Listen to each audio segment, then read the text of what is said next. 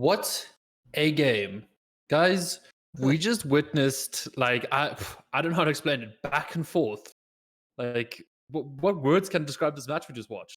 So that was a bit scary. So obviously here at the end, Sin5 had about a 20k net worth lead, but you're playing against a troll and a lone druid, which could just take over your whole base. And touch and go, like right at the end, the troll had to pop ulti to try and stay alive, and then he couldn't hit the ancient, and like they ended up just killing him. So that was extremely touch and go. Yeah, if that was a 10-second BKB, that troll wouldn't have had to pop his ulti. He would have just hit that throne and taken it for the win. Yeah. Yeah, they could have backthought that if they really wanted. Yeah. Yeah. So that was tight. But let's be fair, that was also maybe on a slight little misplay by Sin5. So in the base, when the Void hit that great chrono on the first one, they killed the Lone Druid. Lone Druid buys back, Troll buys back, and then his Lone Druid didn't buy back yet. He used the second chrono for the Lone Druid instead of for the Troll Warlord again. If you kill the Troll Warlord there again, he doesn't have buyback. But then he focused the second chrono onto the Bear.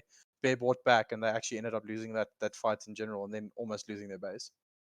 Fine without buyback on the Void, yes. Yes, without Yeah, buyback. it was very close, yes. Yeah, so I think, I think like this is what we've been seeing across the tournament. Faceless Void, just an absolutely great pickup this tournament. So we've been seeing some weird item builds on the hero. So like in the pro scene, I see a lot of teams in our scene are not doing Midas anymore. But in the pro scene, they're doing Mask of Madness into SNY or Midas into SNY. And our guys aren't doing that. They're kind of going like Mask of Madness straight into BKB, delaying his damage, but securing that mid to late game stage. Yes. But it is a bit of strange item build. I don't know what you think, 626. Well, like currently, I feel a stale thing to go on the Void is Mask of Mad as MKB, which is your damage source. It does a lot of damage, and then getting the BKB on top of that is just for your defensive purposes. I think it's these Scarlet Mage picks though. Like it's forcing them into that BKB. There's a lot of magic damage on most of the South African teams, especially like you saw. We have Scaroth, we have what's the other pick? What is the other support they had again? It was a. They have the Ogre on the one side, and then that It was the Ogre Skyrath and the Oracle. Oracle. Yes, it was Oracle. Yeah. So that's a lot of burst into the. Also disarm though. You don't want to get disarmed as a faceless void. They would just like make your chrono null and void. And the Phoenix as well. You really need BKB for that. Yeah, like that chunks away. But that was also we spoke about it. Like if you chrono and you get hit by fire spirits, like you're just a sad boy. But it was a very hard game to sit in the front for energy because like the Oracle pick was extremely hard to play. Like this Castaway Storm Spirit, every time you saw the Oracle, he would just instantly jump it and kill it. So it almost made it impossible to fulfill that. Well, Legion. I mean, we were discussing about picking the Odie there, but in the end, I feel the Storm Spirit did work out better, simply because they have these Mars ultis and Void ultis to bait out the Oracles, showing his position, and then these Oracles just get deleted before he could even get his ulti. So you think that Storm pick was not necessarily for the game in general? It's just to counter the Oracle. I think it was like you say, picking an OD would have been nice for the cause, but you can't kill that Oracle. Yeah. But you can't kill Oracle. But if you kill this Oracle, that cause already becomes a bit weaker. Like the Troll Oracle combo depends on the Oracle getting ulti off. But I must say, damn, Dota and Die. Like the one fight where they were fighting down bottom, he just jumps in, mass ultis, and blocks off the river ramp and prevents the enemy team from coming down the river. And they're all just focused the bear. You see the Void going to town on the bear, and his awareness in the game is extraordinary. Like he knows exactly where the enemy team is, and he's playing around so that they can kill the only damage or real damage until Troll commits ulti in the fights, taking out the bear. I'm gonna agree with you. I'm gonna give him full credit on that, and I'm not taking any credit away from him. But if you could compare him with Whelp, like Whelp's job that game was much harder than Dota and Die's was. Like we saw that one fight where he would jump in and deal the void, and it almost looked like a failed play because he would just lose the duel to the void. But it's not because it's the wrong play. His team just couldn't get there to help him. Like Mars dropped an ulti at the same time, and he just couldn't get there. Simply due to do money. I mean, he completely zoned the whole team from getting to that duel. Yeah, so it's just like Dota and Die dropping that arena, and then Doom Bunny throwing out spells on the side. So it just made I think Whelp's job was much harder this game than. Yeah, it was very difficult. He couldn't fulfill his job. Yeah. Yeah, and as a Legion as well, like what is your main combo to burst someone there? You've got the Lone Druid, which is nice, but like Phoenix is not going to burst someone down in the deal. Sunray does a lot of damage, but Well, in the earlier stages where Energy was pushing high grounds and stuff, Walp was focusing on dealing the Mars, which helped them a lot with the fight, just disabling him from counter-initiating on the Legion duel. But unfortunately, the Void was still there with the Chronos and the Storm jumping the backline.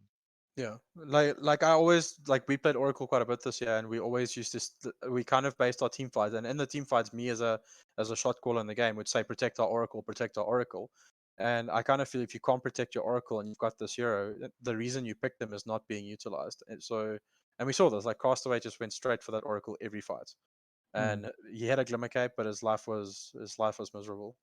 Mm. Okay, guys, we saw a clear difference between game 1 and 2 here. Like we saw Sinister 5 was a bit on the back end there in the game 1, not fully, but they did it towards the end. This one was a bit of back and forth. What do you think game 3? What is the predictions for game 3? You guys think we're gonna see? I'm gonna elaborate on this. Like they gave Dota and I a hero that he can put tempo on the map and he can play Dota with. Like don't like I know his Enigma is great, but don't give him Enigma. It just didn't fit in with the tempo of the draft. And this game he had a Mars, he had a big team fight ultimate. He had some great spear plays there by the base where he speared into the racks and so on. It's just and with this lone druid, like he kept hitting the right spears, he kept picking off the right targets. So give him a hero which he can be active on. Give him a hero that he can. We saw like Mars spears into Skyriff mage combos, like into the arena. Like it was just whoever gets nailed by that, no BKB, you dead. Oh, for sure, for sure. So, do you guys think he's gonna try to keep this momentum in the third game? Yeah, I would say so. I think Sin5 definitely are a better team when they play fast Dota, fast pace, better tempo, giving Castaway and Don't Die the opportunity to run around the map, killing combos together. I think that's their strengths, especially because Energy are such great players, but they've got a lot of greedy players in the essence of Deppy and Adam who like to take farm off the map. By playing a very quick style of Dota, you kind of limit that what you saw in game 1 with the SF just taking over the jungle, having 160, 70 CS at 15 minutes. I mean, Yeah. that you got to limit it as much as possible, and that's that style of Dota is better for them. Yeah, so basically let Doom Bunny and Dota and I hunt. Like the moment they have their spells up, let them go hunting. And Yeah, they just Energy need to play a slow pace. They play a really good slow pace of Dota. If they can get their key items and slow the game down, they are just dominant. Like you saw in game 1, they just absolutely crushed Sinister 5. It was no question about it. So we saw Phoenix this game instead of Wind Ranger for TKC. What was that? Was that just because of the Mars pick, or do you guys think that they kind of felt that the Wind Ranger's impact is, even though the game they won, like they didn't go for the Wind Ranger again? I feel the Phoenix is a bit of a steal pick. Like they wanted to make sure Sin5 doesn't pick it up. I mean, they would have picked the Phoenix definitely, especially since I already got the Void. The Phoenix And the Mars. And the Mars, the yeah, you Mars kind and of dig. So it's a I block mean, pick. it was more of a block pick, I feel, than it was a pick for them specifically. Okay. No, I agree with that. Like that makes sense. Like you see Faceless Void, you see Mars, and then you go, okay, no, we can't give them Phoenix. So the Phoenix did work though. In the early game, we saw all those eggs coming out. It's not like Phoenix hero itself. It's a bad pick at all. It's still a good. They had some really nice eggs going off, zoning them in team fights. It is a good detour to Arena and Chrono. You just pop it He down when they pop did those go big Rod of spells. Atos though. He did go Rod of Atos for the Storm Spirit, but it's not an ideal scenario. All right, ladies and gentlemen. Sorry, guys, we're gonna quickly go into the draft right now. Ladies and gentlemen, game 3, Energy Esports versus Sinister 5. Sinister 5 versus Energy Esports Game 3.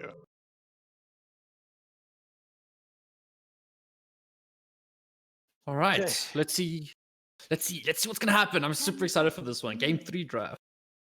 Okay, so once again, like standard Venge ban, Sinister 5 has been doing this the whole time. Do you guys think they're gonna do the Undying again as a ban? I don't know. They could open up with an Undying draw. Clearly, Energy doesn't wanna play in the Void again. Yeah. This will be the first time we haven't had a Void in the final. Fear is dumb, dude. Yeah, it's so strong. Eurus is dumb. Yeah, so Sin5 is first pick this game, if I'm not mistaken. They first banned the Venge, so yeah, they've got first pick. So Sin5 now either going to leave that Undying and then pick it. But I can't see the Undying coming through. If it doesn't get banned now by Sin5, then Energy should ban it. The hero is just too strong in this, like in this fight or in this last meta that we've been seeing develop. What are you guys hoping to see though? What kind of draws do you think? Because I mean, we've seen some of the basics so far. What do you think's I mean, Bambi maybe? So the last game was pretty cool. We got to see Lone Dread, Mm. which we know is the Adam hero, but it hasn't been a very staple pick. And that Troll Warlord with the Oracle, one of the strongest combos in the game because Troll basically has 2 lives. But it was just so hard to execute with the Storm. So I think stay away from the whole Troll Oracle thing because Sin5 is just going to draft to focus that Oracle pick instead. Yeah, But do we've you seen see? we've seen the Phoenix sorry? ban as well, so they possibly won't be looking to pick up a Mars on Sinister 5. Just secure the Phoenix ban, so even if they do get Mars, Phoenix isn't in the pool. Well, there's the Undying ban. Yeah, Yeah. I don't see it getting through. So it's just the impact, and like we've seen so many combos. We've seen the Undying with the Drow, and then the Undying with the Void Spirit. It just amps everything. So Sin5 like they're really strong safe lane. They need a really like a bully 5 that can secure Aghanim as well. oh, there's the Bambi. bench. Yeah, Not saying I called it, but called you it. called it. Oh, we knew Doom Bunny was going to bring this out. So they do play it on 4 though. Eh? I don't know how you guys feel about 4 Bambi, but I prefer the hero on 5. But it is a Doom Bunny speciality. You can move it to both Ooh. lanes. It's pretty strong. Always seeing some Clockwork Bloodseeker maybe. Yeah, I don't know, man. We haven't seen these things really prioritize it. I know they have played it, obviously, but it hasn't been priority. Clockwork is pretty good with Bambi though. Get a stuck on cogs with the battery assault. You can beat it down quite quickly. She's got quite a low HP pool. What was it? What was Energy's offlane pick in the first game? Kunkka. Oh, it was Kunkka. Yeah, it's So, yeah, Kunkka. you don't really want Kunkka Clockwork as a do lane. But yeah, well Pugner still in the pool. Could it be a possibility? Void Spirits, another staple. There's the Void Spirit. Early pickup so it doesn't get banned because it was banned out in the second phase in the previous round. Hmm. And that keeps the draft flexible because, like, we've seen Dota and Die play this, we've seen Castaway play this. So Do you think this doesn't would be a mid void? Or do you you think this would can't, go you to can't Dota and Die? tell yet. It's too early. Yeah. I That's mean, next with pick, yeah. the other match where they did play the Enchantress on 4, Dota and Die played this on. He played this. He played the Void On Spirit. 3. So Yeah. yeah. But the thing is, like, Void Spirit is the hero that snowballs. So if you can chuck him into the mid lane, it is it's preferable. So then you know the hero's just going to take over the game. So, but as a 3, we know it can have an impact. Ooh. Is a And drought pick Drow.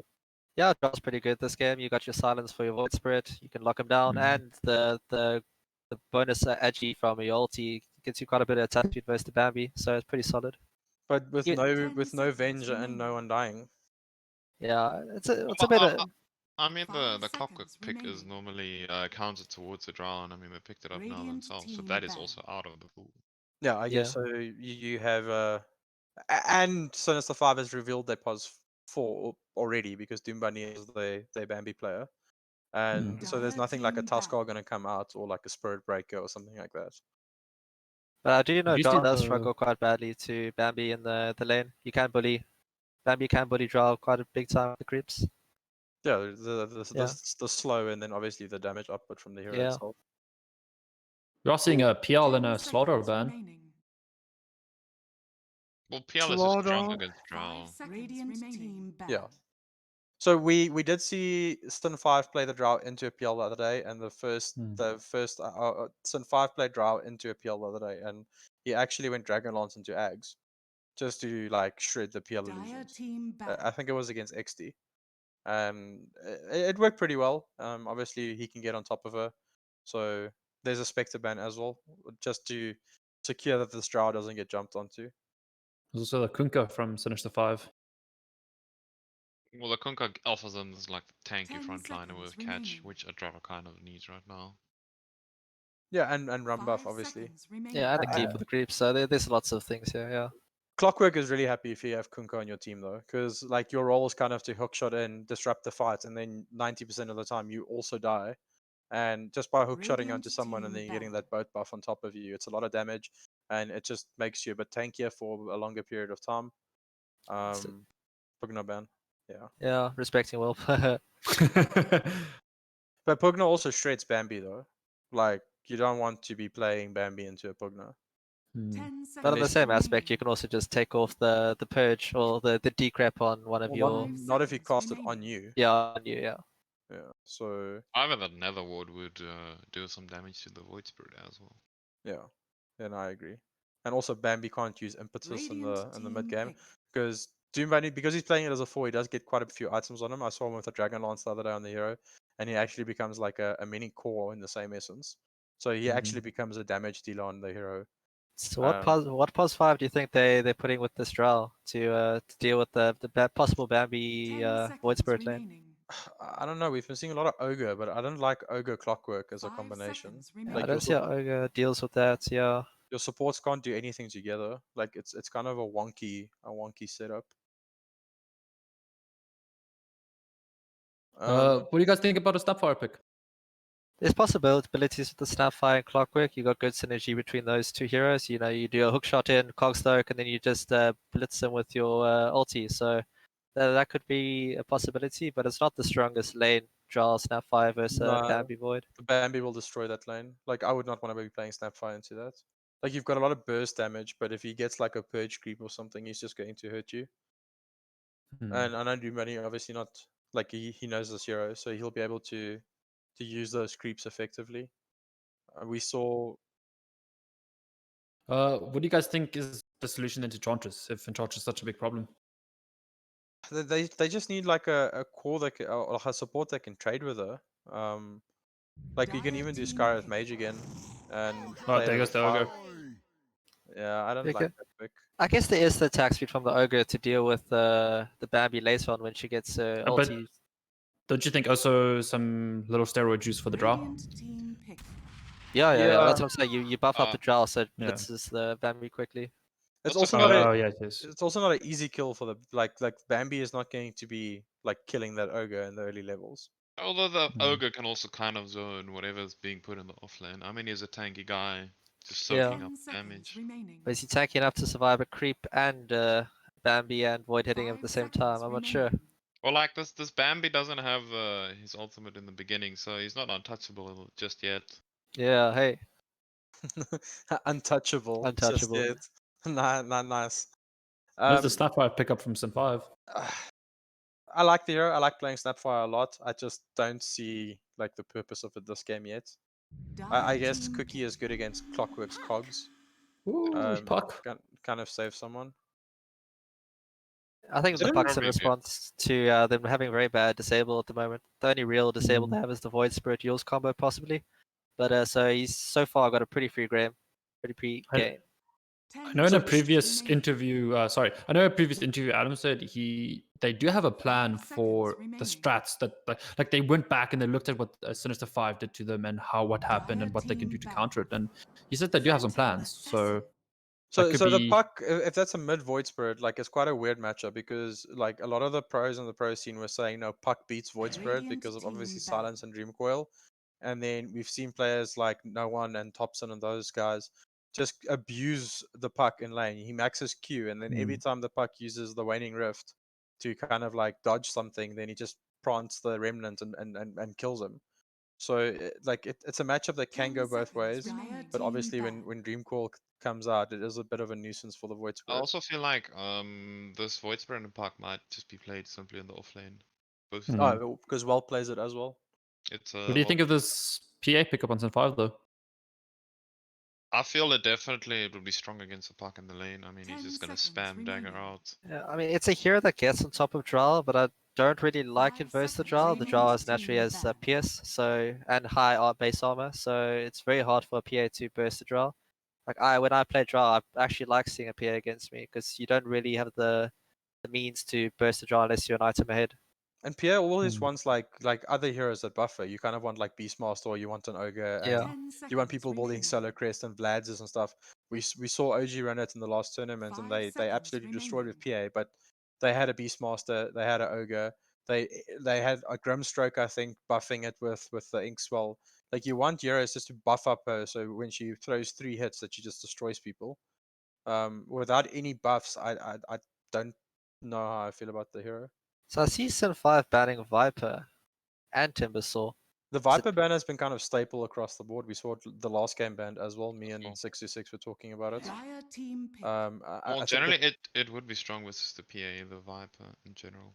and there was a stage where Adestam was spamming Viper in ranked. Like it was kind of like a little Yeah. stage where he was trying to just get hold of the hero because they were rating it as a strong pick. Well, it is like a proper lane dominator. It's just a bit of a 10 slow-paced seconds hero. remaining. And Just worry about Puck, it destroys yeah. PA as well because I feel like Puck obviously so Drake- far is a free game. 5 Like, how do seconds remaining. they stop the Puck? It's so difficult. early Orchid and Void Spirit. But he's got such high burst damage for Bambi. You know, PA can't really do much. I mean, unless there's no more escape from Puck. But otherwise, yeah. So in the group stages, I was watching some of the games, and there were games where Welp was playing the puck, and there were games where Adam was playing the puck. So it's not like set in stone where it's going. So still There's keeping the the- draft. There is the TA ban on Energy Esports. Yeah, that's just that. Oh, energy ban TA. That kind of leads me to Yeah. think that the Puck is middle. I Yeah, kind of Yeah. feel if you're banning the TA and SF, you playing Puck middle. You're trying just to to- get Puck in the mid lane. Just like now, DKC has also played Radiant Puck before, team hey? pick. oh yeah, they can run it as a 4 as well. So Oh, Magnus. There's the buff that I was talking about. Like the hero needs like buffs, and then you'll probably see this Bambi go drums. So that'll be a buff from her. Your Snapfire will go 4 staff or Glimmer Cape just to secure that this Clockwork doesn't get on top of her. I have And some team fight 10 with the seconds Magnus RP remaining. into Cookie. Into Snapfire ulti as well. yeah, and before Magnus gets blink, you can 5 cookie him seconds into a remaining. target and then skew it back. So there is some synergy there. I'll be interested to see what this Void Spirit's item build is, because if that's an offlane Void Spirit, you can even go solo crest. Yeah, Like well, the hero we saw better last fits time. solo. Yes, we saw last time we went Orchid first, so Orchid first against Puck could be pretty useful. Yeah, and then solo in the mid game to buff up this TA even more. Or Bambi can go drums into solo. You Doom? may now select your heroes. This Doom is set into mid. This Doom I is hope simply to not. counter the Magnus. Predictions, guys. Tell me quickly before we head over to the casters. What do you guys think is going to be the outcome of this match? Sin5. I don't like the I Doom pick. I don't like its mid against the Magnus. I like the Doom pick. The Doom is simply to counter the Mag, and I feel they have a lot of control. I'm going Sin5. Yeah, same here, Sin5. I prefer their draft. It's a bit more I like aggressive. the energy draft. Yes. All right, guys. This is now officially the game 3 of Energy Esports versus Sin5. Currently sitting at 1-1. So let's see what happens. Who comes out on top? Giving over to our beautiful casters, Scorpy and Snare. Beautiful. Thank you. I appreciate that. Snare, what do you think of this draft, man? Did I say? I don't know. I'm conflicted about this draft, right? Because one of the ways I'm looking at this energy draft, this Doom pick really feels odd, right? Because at the end of the day, it doesn't like fully contribute to like the way that they want it to be due to the fight, right? With this pick, but nonetheless, the Doom does a lot in this game to put the Mag and the PA. Ultimately, I'm like 50-50. I think the 5 draft feels a pick off, but I kind of feel like Adestam hero kind of has. Yeah, sorry, Mark was cutting out a little bit there. Hopefully it gets resolved. But yeah, I think a very notable point is that Castaway, that Doom was purely picked to counter out that Magnus in the laning stages. We've seen the Doom, played in the mid lane on Adestam quite recently. I think they did drop that game. Yeah. I think it was also the same matchup, potentially. So Was it against Mag? I don't know if it was against Mag, but I think it was the same teams playing against each other. And then Yeah, they the put same some- teams. Yeah, but Yeah. I think the matchup is like this. Doom middle is a very matchup dependent hero. I think very different towards when you just have Doom in the offlane, which is somewhat of a catch-all. You know exactly what you're doing with that hero, just in all general scenarios. Whereas when you're putting this thing in mid, it's a very specific reason why you pick it up.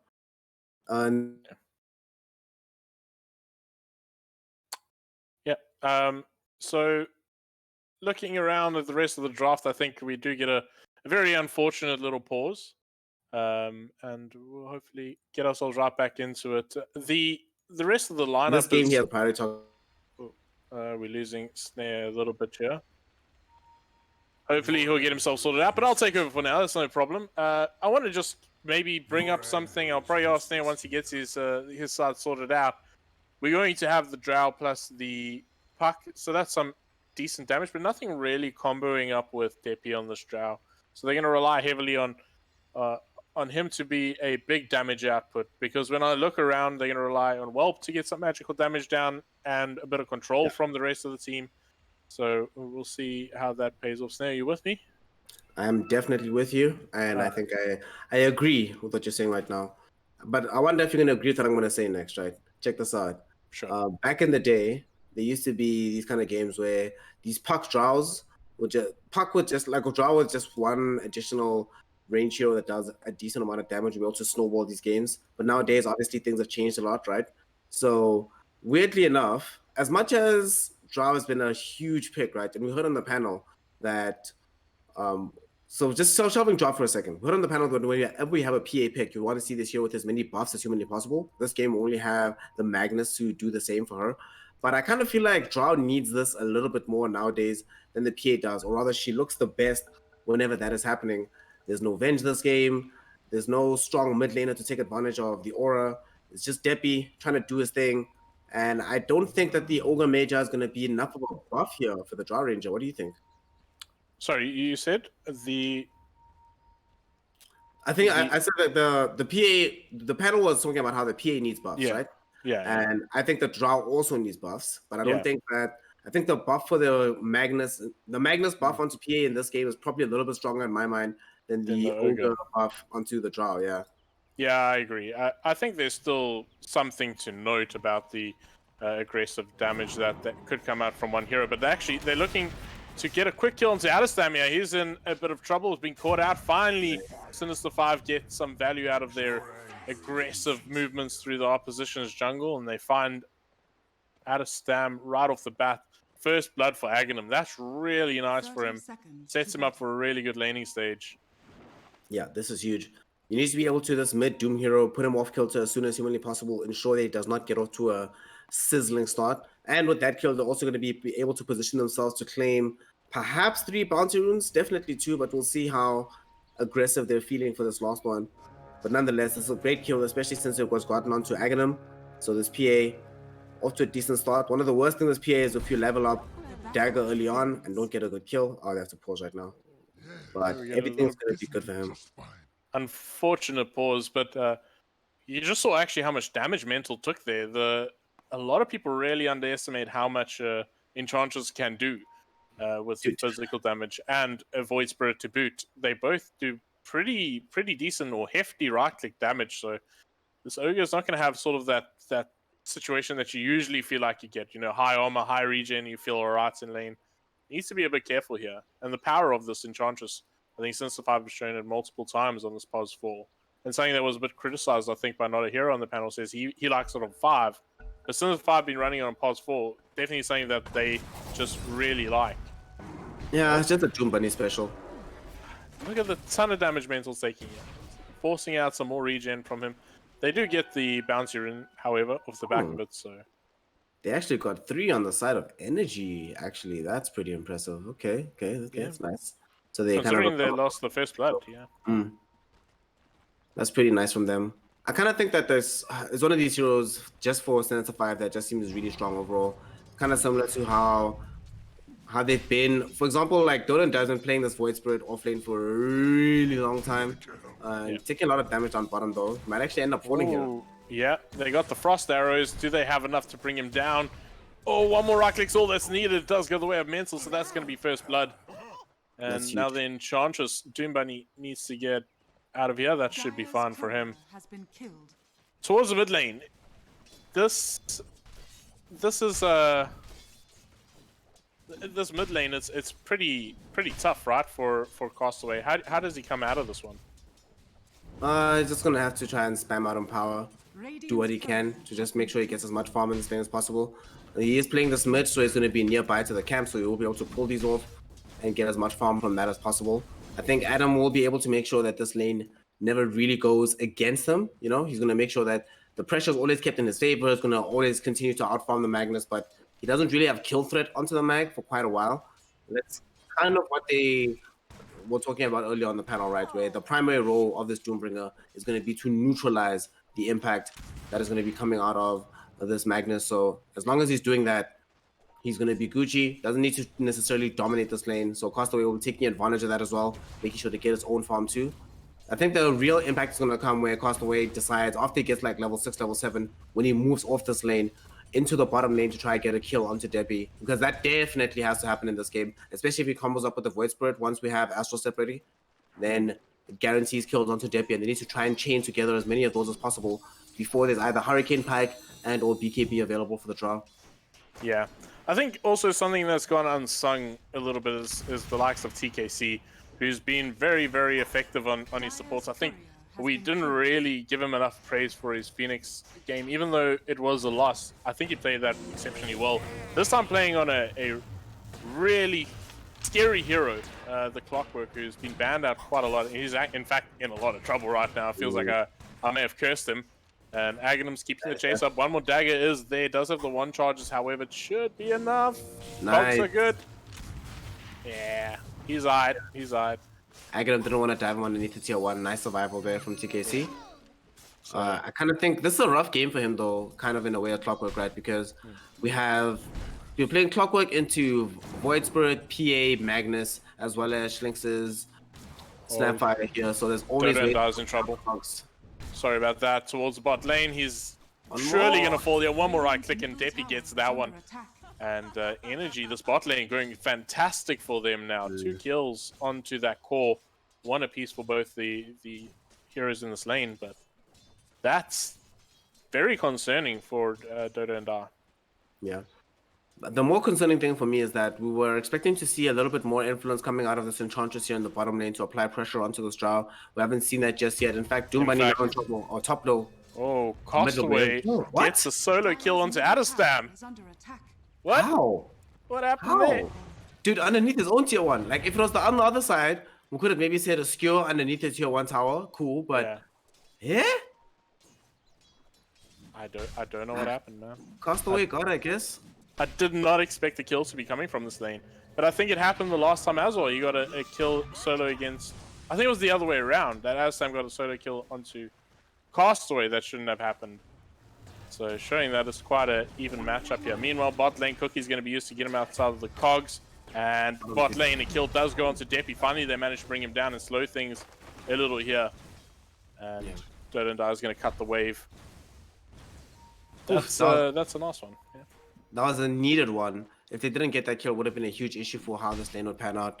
But not only did they get that kill, they get it at the same time as Dota and Da is able to connect a pull through. And they might have get a kill onto Mental as well. Nicely done. Beautiful kill. Not expecting to play so aggressively, low HP. But Dota and Da, he's got full health. Deppy's still pretty scary. Does a fair amount of physical damage towards the top lane, however. Yeah. Everyone falling relatively low here. Deppy? Oh. Yeah, he's in trouble. A lot of damage coming at you from Dota and Da. Does he have enough? Is the question. Still lacking that level 6. He guesses wrong.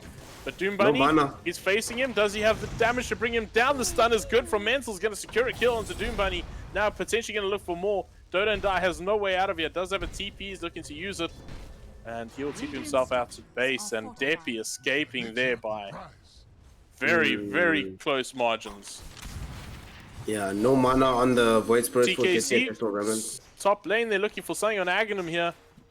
He's very, very low. I don't know if they have enough to bring him down. But this lane, everyone's been playing very low. We actually missed the kill onto Schlinx a little bit earlier. And, they're going to look to catch at least TKC. No, they're going Whelp. Whelp is going to jump forward and poof! Nice. There goes Schlinx. Right out of the game. Doesn't exist.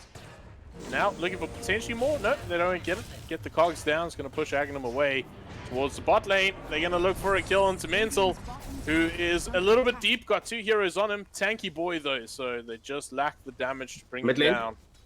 Oh, and rotation's coming in. Adestam, is he going to die? Are they going to get the deny? What are they opting for here? Can they catch Adam? He's healing up.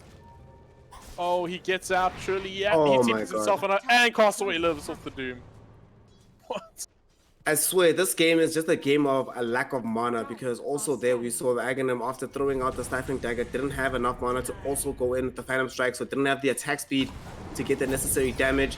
We saw Void Spirit unable to get a kill because he didn't have mana. Speaking of Void Spirit, he might die bottom again. Yeah. Taking a ton of damage, and something we didn't really speak about is how good multi-shot is against Enchantress, regardless of when he hits 6 or not.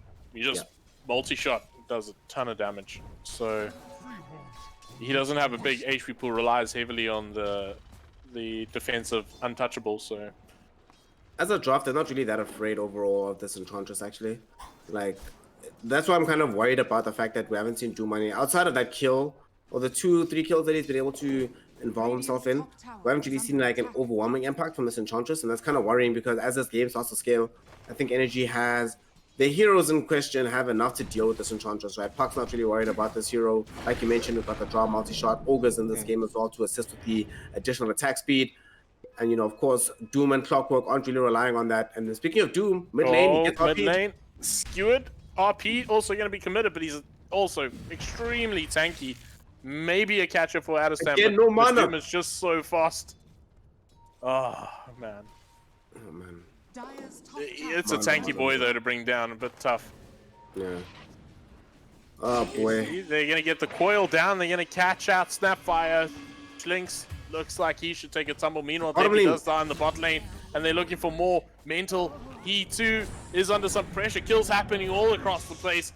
Very difficult to keep up with from my perspective. But Dota and Die looking for the kill, and Mental's going to secure it. And, oh, man, it's one of those games where there's just kills at every part of the map. Yeah. So what what ended up happening was the job that Magnus was supposed to originally be doing, like moving down here with the RP, Aghanim ends up fulfilling this role, wanting to move away from this intense pressure he's feeling in the top lane. Look at his CS, man. He's really struggling. Him and Dota and Die aren't really able to make much happen here in this laning phase, having a really rough go at things. So he moves bottom, makes this happen, and now they're going to also claim this tower as well. He's not nearby the Magnus at the moment, so he can't get the Empower buff. But at the very least, they get something on the map. They at least get to engage Doom Bunny's Enchantress, right? You never want to be picking this hero and still have tier 1 towers standing post 10 minutes. But speaking of hero standing, I don't think Slinks is going to be standing much longer here in the top lane. TKC has scouted him out in the bush. Rotation is coming in from the Void. Can he slow things down? Doubtable. And TKC is in trouble now. Dreamcoil actually well off the mark. TKC is the target. He's looking for a TP using the cogs very well. Whelp has jumped himself quite deep inside, and Deppy's also in the vicinity, and Doom Bunny will take a fall. Dota and Die is trying to juke and drive his way through the tree line here. If he gets caught out, there'll be some problems. Mental's going to scout him, but it's too little too late. However, great movements around the map here from Energy, and probably going to secure a tier 1 tower to boot. Dude, Energy are playing really well right now. Sure, their things haven't gone exactly perfectly for them, but they're doing everything that they need to do at this point in the game. The only hero on the side of Sin5 that's actually doing well at this point is the Magnus of Castaway, but this isn't necessarily a 1v9 hero.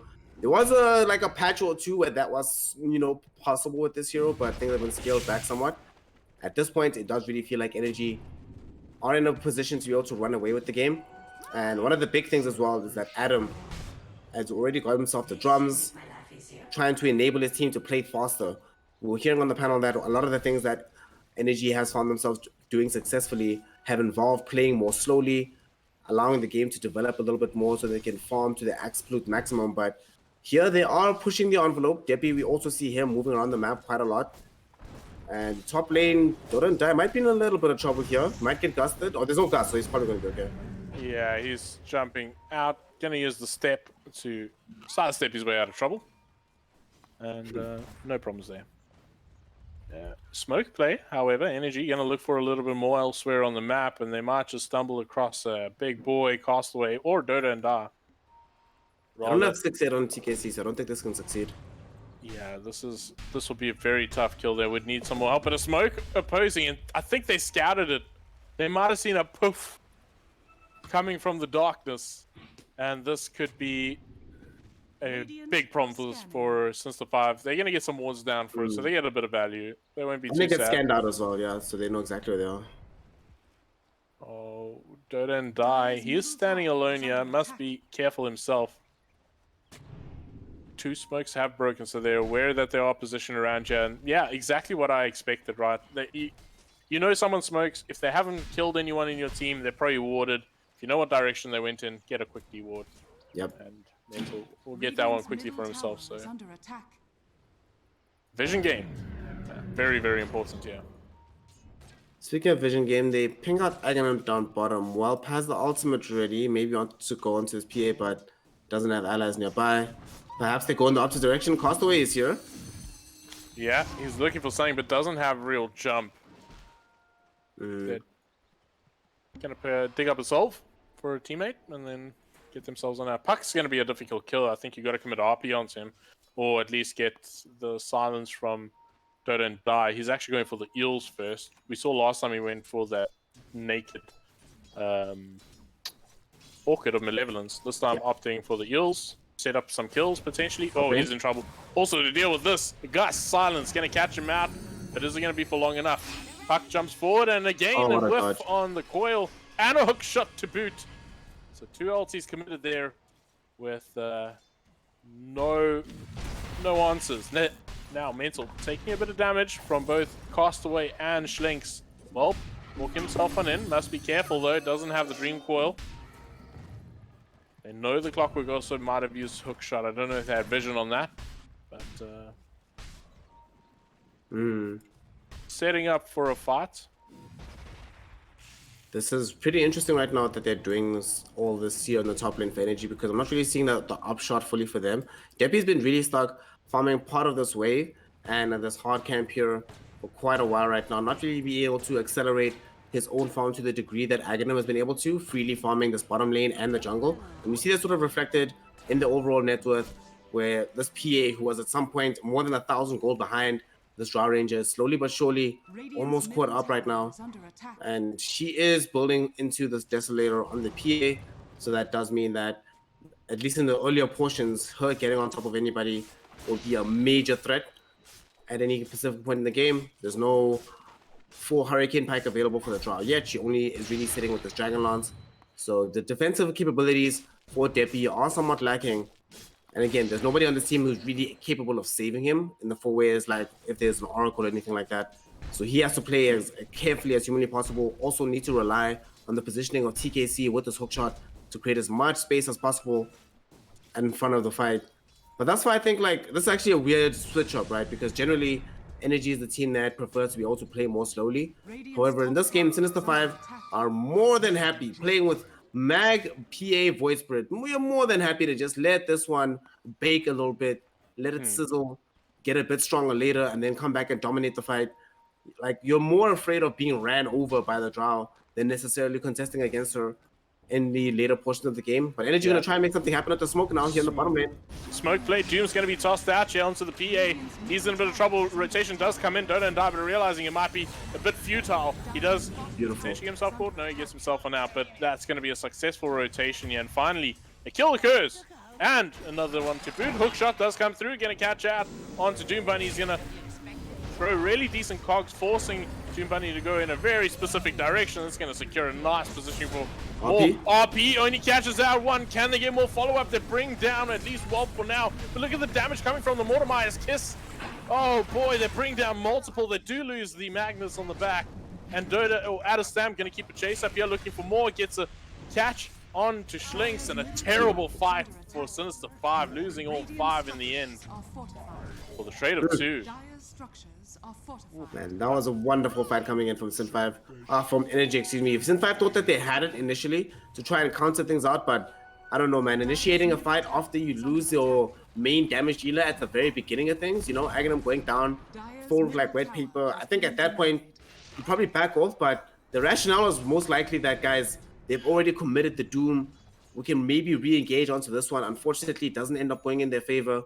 Really huge fight for Energy, and the worst part is Deppy also shows up between him and Adastab to get the most damage, and they were the ones that clean up most of the fight after the allies had died. So tons of golden experience in their direction, and we see Adam now extending his lead extremely far above everybody in this game, going immediately in for the Shiva's God, because in a similar situation to what we saw Castaway's Storm Spirit have in the previous game, he recognizes that the main source of damage he has to contend with is physical. He's got the Shiva's guard. He'll be A-okay. There's no real magical burst he has to worry about. Oh, Castaway is in trouble here. Hoop Stomp comes through. Can they get more hookshot attempt? I think that was slightly off the mark. But Castaway has to get himself out of dodge. There is no dupe, but an RP catches out 3. Looking to turn around. Look at the ton of damage. Yes, he does fall, but can they get follow-up? No, they don't. In fact, everyone survives. Cookie trying to keep Dota and Die alive for as long as possible. But the catch is there from Adestam. And more to boot. Doom Bunny should go down here. They just lack the damage. Finally bring down Adestam, and Schlinks will find that kill.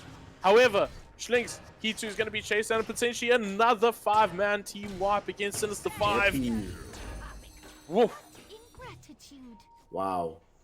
What a time to show up there for the Drow Ranger. The 3-man RP comes out with the 4 combo coming in from the Voice Bread, Resonant Pulse to dissimulate. But unfortunately, as Aghanim jumps in too, they forget that they're also putting themselves right in the zone of the multi-shot from Deppy. Dishes out a ton of damage in a very short span of time. They kill basically everybody on the side of Sin5. And like you mentioned, it's really a bad look where after you get a 3-man RP, you're the one that's losing heroes and you have to run away from the fight. Really, really bad look. Tells you that things are going quite south right now for Sin5, and they're getting ran over here in this early game. And we see that this 8k gold lead with the experience about to hit at the 6k mark as well. Feeling really difficult for Sin5 to try to claw their way back, because Energy Esports with this Drow and this Puck, man, this early game damage and from Adestam too, really making a massive difference. And also, I think every time that the Doom shows up to the fight, right, there's so much attention that he has to draw, but it's so difficult to kill him. And then by the time you have done so, you realize that, wait a second, all of our life has been sapped away by these arrows from Deppy. Yeah, I think the one thing that we can say about Doom, usually when we see this sort of Blink Dagger pickup, you must make it effective, right? Because it's something that doesn't give you stats, doesn't give you value, and he's really made fantastic use of it. He picked up the creeps, they gave him the War Stomp, he utilized that immediately to secure the kill, and in fact turned another full team man or 5-man wipe for them. So, I mean, we were questioning whether or not Deppy needed the buffs, but he's just farmed up an absolute storm this game, so it seems like it's not necessary. Yeah. So, I think the game for him was so good, dude. On that note, I mean, the PA really has been lackluster in the nicest way. Just even with the buff potentially from the Magnus, dies in these team fights instantly, and again, the multi-shot is destroying him. So, yeah. How does he deal with that? Does he just have to focus on jumping on Deppy? Even then, it's kind of a difficult proposition up until the point where he has BKB, because you just get gusted away. There's a lot of heroes that's going to be in front of Deppy at any given point in time, so getting there is a major challenge in and of itself. It's undetected, especially with how good the warding has been from Energy this game. It really does feel like Aghanim can't actually play Dota until he has this BKB, but by the time he gets this BKB, I don't see any tier 2 towers being left on the map at that point, right? The way that Energy is going to be planning to play this game out with this Drow, because normally one of the reasons why I'd really love to see these major buffs and steroids on this hero is so that she can continue to scale into the ultra late game. But if you just wow, what a crit! Jeez, whoa. Hello, I was just saying how you were doing nothing. Goodness. I was like, damn, man. Okay, damn. I know you're mad, but come on, relax. Yeah. Jeez. So, oh, he went for a Blightstone on top of his Deso to get even extra negative armor? Modder player. -8 armor, corruption, lol. Yeah, then he's going to get the talent as well. Watch at level 20. That's terrifying for a Puck, right? Such a small HP pool, you can get crit down very, very easily, so... It is somewhat necessary, though, because Drow has so much armor from her Agi gain. Yeah. So, and Adestam is definitely going to be building into these high armor items. I mean, they would have clicked on it by now and seen that he's got this plate mill, so Shiva's God. They are aware that this is coming. But speaking of, they're going to go for a smoke play right now, Energy. They want to go for Roche, so much easier to get a kill first. They catch one, and that's a big one. It's Castaway. Cookie's going to be used to try and buy him some space, but he does get doomed up. They should have the damage. Hook shot on the back lines here. Straight onto the sweet, sweet granny. Gets brought down. Doom Bunny. He's very low on the back line. PA's trying to do what he can to fight into this one, but Aghanim is lacking a bit of damage. However, Dota and Die's done a ton of damage, but it's not looking good for them. This could be yet another big team wipe for Sin5. Mortimer Kiss doing what he can on the back, and it's pretty damn scary. Maybe they have to turn themselves around. Ooh. The BA is turning with the Void Spirit to boots, and they finally find a few kills for themselves. And Energy now have to do a run, but that's 2 buybacks forced, and a big one onto Aghanim. Yeah, Aghanim is on that board back there, the huge one in that fight. Gets brought down. They do get the revenge kill back onto Deppy, but they don't manage to bring down Adam. Whelp does die too, but man, oh man, is that really worth the buyback at the end of the day? Only getting 300 gold onto the PA throughout that fight. And they won't even be able to claim this Aegis either because the respawn timers are too low. In fact, they're going to try to go for the next fight, but I don't know about this. Mental will die, but maybe Aghanim will pay for this too. Okay, he's going to be fine. Yeah, he's still pretty scary. You want the follow-up. Adestam's not doing a ton of damage. Only having your clockwork to back you up. They do look towards the Roshan pit, but I don't think they're going to be able to bring that down very quickly. So I think this is going to be the next focus, however. Whoever wins the next team fight is potentially going to use or go for that Roshan. And probably the reasoning why there were so many buybacks from Sin5, realizing they don't want to give up that massive objective. Speaking of huge objectives that are across the map, we see these bounty runes getting picked up, and at the same time, the salvo of items, the full Shiva's God is now available for Adestam. So he is a very, very, very, very, very beefy fellow at this point in the game. I think his team wants to smoke and try and make a play. There is a Yule Scepter available for Sin5, so they can try and make the same happen for themselves because they finally have some additional catch outside of the Castaway RP, which has been a major problem up until this point in the game, right? They've been really struggling to hold any of these energy heroes in place long enough to dish out some lethal damage. So this Yule Scepter will definitely make a difference, but you still have to find these heroes, still have to get on top of them. Yeah, for sure. I think across the board, they've hit a couple of peaks. Magnus having the Blink Dagger, of course, and going for the BKB next, that's going to be essential for him, and they're probably going to look to play around that. Roshan's still in high contention here towards the bot lane, however. It's Whelp, who possibly could find himself in a tight spot as he's going to avoid a decent amount of damage, but will it be enough? Do they have enough to catch him out? He does get the Dream Coil down, which is going to mean the chase cannot continue.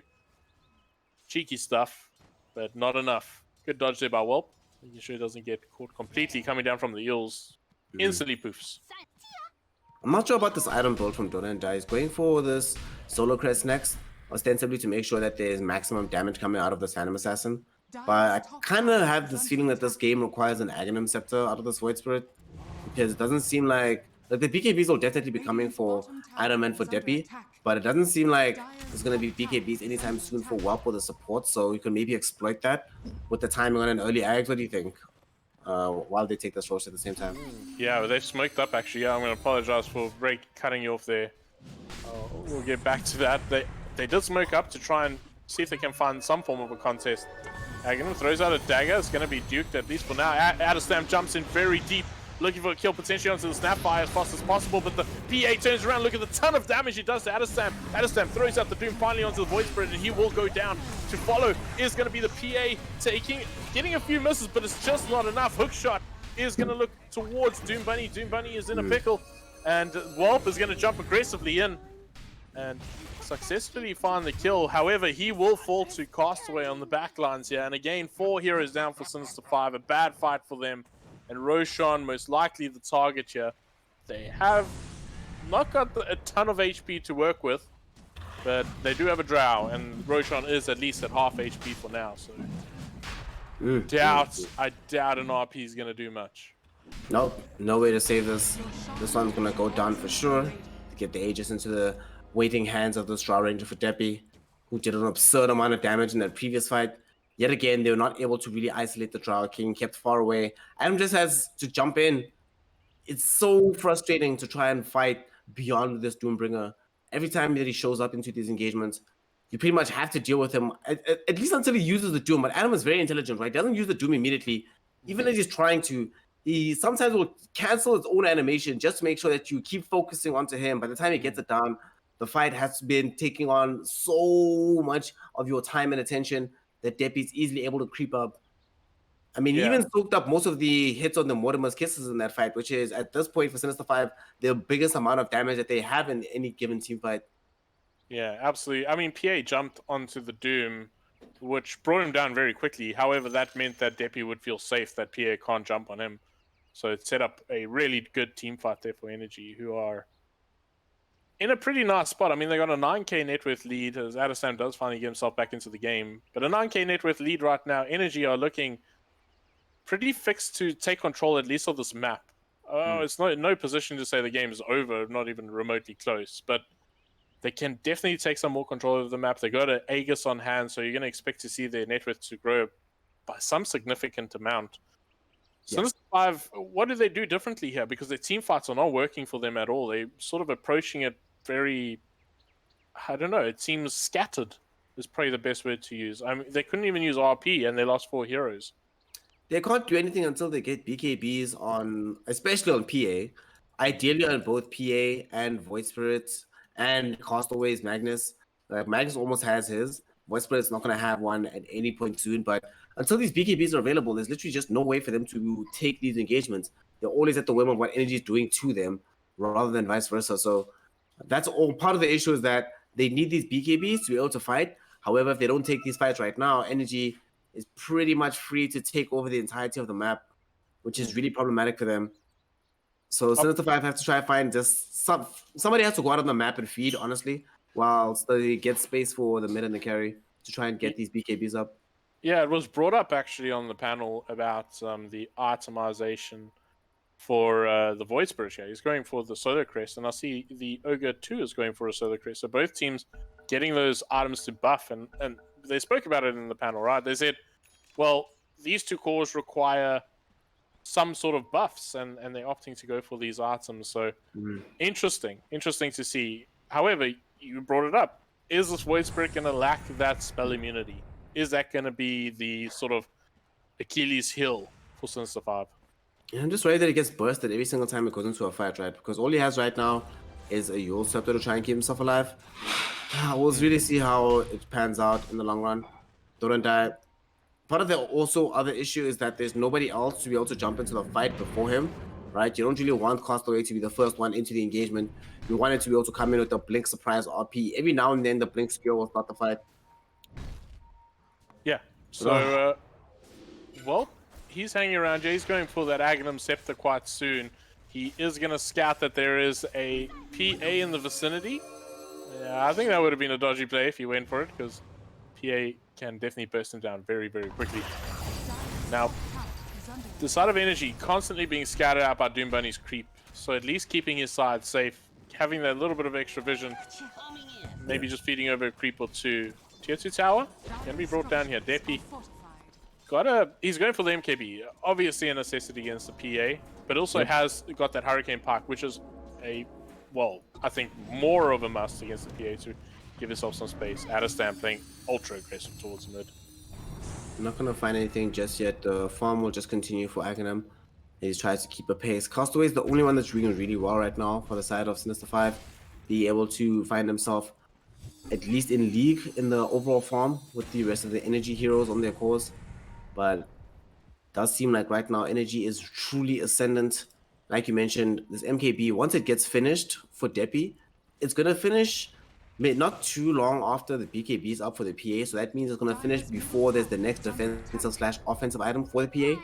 So Deppy is going to be a huge threat, even through the magic immunity that this Phantom Assassin is going to be bringing to bear. She still hasn't finished the item completely, a couple hundred gold away from this. But I'm really worried about what's going to be happening very, very soon for the side of Sin5. Because Deppy doesn't seem like he's going to be stopping his pace whatsoever, right? Yeah, still has the Aegis, so he feels very, very comfortable. And again, this is how Energy's been winning games this entire tournament, getting that Aegis as soon as they find as a very important objective, and then just beating up buildings. So Sin5 on the back foot here. We've seen them come back from the back foot in the previous game. This one might be a little bit more difficult. I mean, I sort of backed the Drow in the later stages of this game. Sure, PA can be scary, but Drow can kill him in very, very quick succession, and I like the Ags pickup here for the puck. So BKBs are pretty useless against the puck right now. Yep, definitely this Ags rush was the correct decision coming in right now from Walt, but Walt was always extremely good with his itemization. And here they are, Energy pushing the envelope as they're peeking with their heroes, wanting to go for this lane of racks in the top lane. And the tier 3 tower is pretty much already gone. Yeah, Castaway trying to get the skewer on Deppy, but Deppy's going to be ahead of that one. And that's the tier 3 tower down. We're 26 minutes in. Energy. They're looking hot here. They're going for more. They still got the Aegis, realizing that there is a limited amount of time left on it. But could potentially look for a kill into Void Spirit. Does have the heals to keep himself alive, but this is going to be followed up by a Gust almost instantly. Hook shot is beautiful. TKC from the back. Gonna secure that one for now. Buyback is forced now from Dota and Die, as the Racks are still taking a hit or two here. And Deppy is not slowing down. Doom Bunny, maybe that was a mistake, sir, jumping in, but they do find a kill, at least onto TKC for now. The Cookie potentially might even be the death. A dieback coming from the Void Spirit, but a Skewer gonna catch a big potential onto Deppy. Do they have enough? They do finally bring down the Aegis. Adestam's going to join the fray, but is it enough? Mortimer Kiss going to be chucked down now. They got to kill Deppy as soon as possible. RP is going to be used, and finally they bring down Deppy. The Racks are still standing, and Energy have to get themselves an out, but 2 buybacks forced out from their opposition here. And a dieback at the end of the day. It's both diebacks on these heroes that bought back. Oh man, that's really unfortunate in that fight. And they also got the Doom out onto Aghanim, so he wasn't really able to dive onto the back of the fight and dish out any kind of damage, even with the BKB being active. There was a 10-second one activated. The Cookie is beautiful. Looks like they might try and get one onto, or get a catch onto Whelp, at least for now. But here comes Adestam. He doesn't have the Doom, but he's got the damage, and they bring down at least Lynx for now. Dude, Adam is hard carrying this game right now. He's...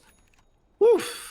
It's pretty hot what he's doing right now to Sin5, making life extremely difficult for them. Every single time. Yeah, just delivered now. So he's immortal for quite a while, because the only way they can actually deal with him is with their spells. Outside of that, they have... What are they going to do to this guy, really? Yeah. Like, RP... Yeah, he needs like quad crit him to kill him. He's got such high armor right now. Hey man, so... Quad, you're optimistic? You think it's going to take only that few? I mean, yeah, Orbit Destruction on the PA, maybe. Yeah, he actually has that, so that's a ton of damage. It could work. It could just work, right? I mean, it could. Because what is his armor reduction now? It's 4. It's like 14 or something. Yeah. It's 12. So that's pretty hard. Jump 12 forward here. Dota and Die is gonna look for at least a kill into Ogre Magi. They secure that one. Can they find more though? And seems like the side of Energy. Oh, just taking a ton of damage. Look at TKC get burst down so quickly. All right, PA does damage, sir. PA does damage. Does have that -3 bonus again of the armor corruption. So, what do we say? -15 armor. That's a big number, man. That's a very big number. Okay, the question is, what can they get out of these 2 support kills though? Middle. Oh, they're actually RP Adam. Onto Adam, skewer him back really far, but he's got the BKB we spoke of. Do they have enough? Look at the damage coming out from the PA. I can't believe I ever doubted him. Adestam, that's TP in to that. Okay, he didn't TP in, but he walked up to that fight, but he also threw out the Doom onto the Void Spirit. He had to have known that there was no way he was going to be able to walk away from that one. So now they will not have Doom for the ensuing engagement once he respawns. Oh boy, Sin5, that's exactly the kind of lifeline they needed, because now they know that they've hit this really good timing with this BKB on Aghanim. He's getting all these buffs from Castaway, and as well as the Basher being available for him. He's really strong right now, pretty much peaked at this point in the game. And the complication is that Energy, keep running at this man, he will eviscerate you. You have to play around him and especially involve Whelp in these fights. But these next couple of minutes, speaking of Whelp, actually Haste-Rune, they're trying to chase him down, but Castaway is not fast enough. Yeah. It's very scary right now. MKB is finished on Deppy. So, again, now you sort of think twice before you jump in as a PA, because that damage is now going to pierce. There's no dodging anymore. No sidestepping of any form of damage. Yeah. You just got to deal with it. Tank the L, take it on the chin. Okay, look at this. Dota and Die opting to change his itemization up, going for that Aeon Disc. A little bit more sustainability. Trying to survive the burst from the from the Drow, because if you lose damage, you get the silence taken off you, and then you can eels off the second silence. Yeah. Mid lane though. Right, mid lane, they get a catch at least onto Doom Bunny. Mental on the back lines. Oh, it's actually Deppy who's going to be brawling it up with the Void Spirit here. The Magnus is there with a great skewer, and the Mortimized Kiss has done enough damage. The Drow goes down, and they caught him off guard. Now they're going to look for Adestam, who's got the BKB, but the bash comes through. Can they bring him down? He's a tanky boy. TKC's trying to deter the rest of them on the back line. Oh, he blinks out the Doom. I can't believe it. He gets away with absolute murder. However, TKC will pay with his life. And a 2-for-1 trade there. I can't believe Adam survived that. Oh, How did he blink out? Woof. He gets out just at the nick of time. But in that fight, imagine how useful Doom would have been in that engagement. Would have made a huge difference for them. Unfortunately, not available for him to try and apply into that fight. And to make matters worse, Deppy was trying to get himself to safety with the Hurricane Pike. A little bit miscued his positioning and ends up Hurricane Piking himself directly into the fray and ends up dying. Buyback's coming through. PA's in trouble. He has been muted up. He's dead. Hook shot is going to be used just to maybe make up some ground. Quick TP out there. It seems like they should be. Nope. Catch is caught. Nice. This is Void Spirit. He's in trouble. I doubt he's going to get that good Eels usage there, but he doesn't have depth. He doesn't have anything else. All he's going to do is buy himself a moment or two of life. And they're still going to be dead by the time that this Roshan respawns. 20 seconds on the PA whilst there might be enough time for those Drow Rangers to also take the Rosh. But we'll see if they want to be able to get something a little bit more on the map. And man, what a... Sin5. They get a little bit... After that buyback, right? They should have tried to... Oh, sorry about Doom Bunny. He's going to get caught out. It's a slow swing, but they finally bring him down. Mental secured there with a Fire Blast. We haven't really felt the impact of this Enchantress at all this game, have we? Not at all. I feel like the laning didn't go well, and that's really where you hope he's going to pay some sort of dividends back to your team. But Tier 3 tower now. Whelp is standing quite aggressively on the high ground. As still 20 seconds left on the PA. Doubt wants to buy back, but they are now losing this objective. And another Tier 3 tower to fall. All the side of Sin5. They're really trading blows in this game, aren't they? Yeah. It doesn't feel like exactly an 11k gold leaf energy, but we still must remember that they are massively ahead at this point. And the biggest deal for them is that they've managed to consolidate control over most of the map.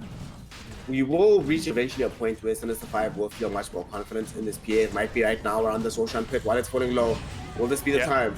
Big jump forward here from Dota and Die. He's gonna try and catch, but the hook shot's good. RP to follow, catches out too. Look at the damage coming up from Castaway. Brings down Deppy at a heck of a speed.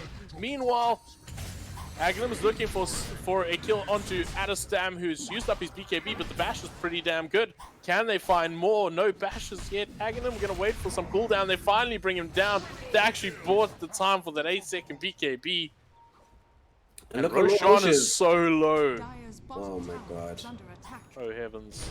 Oh my gosh. This is amazing. That's a steal. That's daylight robbery, my friend. Oof, oof, oof. Top lane though. Top lane though. Puck's in trouble. Do they have enough damage, however, to bring him down? The lockdown is attempted by Doom Bunny. Whelp seems fine. It's a very evasive hero, difficult to deal with. But man. And Cheese, and the Roshan kill, and the kill onto Adam, and the kill onto Deppy. Oh my goodness. That was... Look at the swing on the gold graph there. It was at 11k now, sharply down to 6. Good grief. One of the major things in that fight, Castaway finding the perfect RP. Oh, and they find another kill onto Mental as well. Look how quickly they eviscerate him. Yeah, that's all that minus armor just paying off big time. Now they're going to look for at least a lane of Rax here. Mid is in trouble, and they have a buyback on the Doom, but it's very unlikely for him to make use of that. And the lane of Rax now complete from Sin5. First complete lane of Rax. Yeah. Will you believe it? So, yeah. Oh, went to crit damage on PA. Yeah. Really wants to just delete whoever he goes on. This is, we generally do see the Stifling Daggers, but in this game, it's about, I'm going to get on top of one hero and utterly obliterate them. Yeah. And with all this armor corruption as well as this massive amount of crit damage, we are, and with the BKB in tow and with the Abyssal Blade, we are suddenly in that territory where Deppy will never truly feel safe in any given engagement. He's always going to be worrying himself. If he doesn't see the PA, he's like, what's about to happen next? Yeah. So this game right now, even though it's a 5K gold lead, and even though we have Energy Esports overall more farm than Sin5, if you look at like the relative matchups, Castaway is at the top of the overall farm, right? The most farmed Energy hero is this Puck, and well, he's playing from the off lane, not necessarily the hero you're thinking about solo carrying this game. He's got a ton of gold, also just sitting in his inventory, not really doing anything at this point. And Adam and Drow have both massively dropped off, at least in terms of their progression relative to the other heroes in this game, so they don't feel nearly as threatening as they used to. Yeah. I mean, items going across the board is something that we should probably consider, as Aeondus does finally get picked up here from the Void Spirit.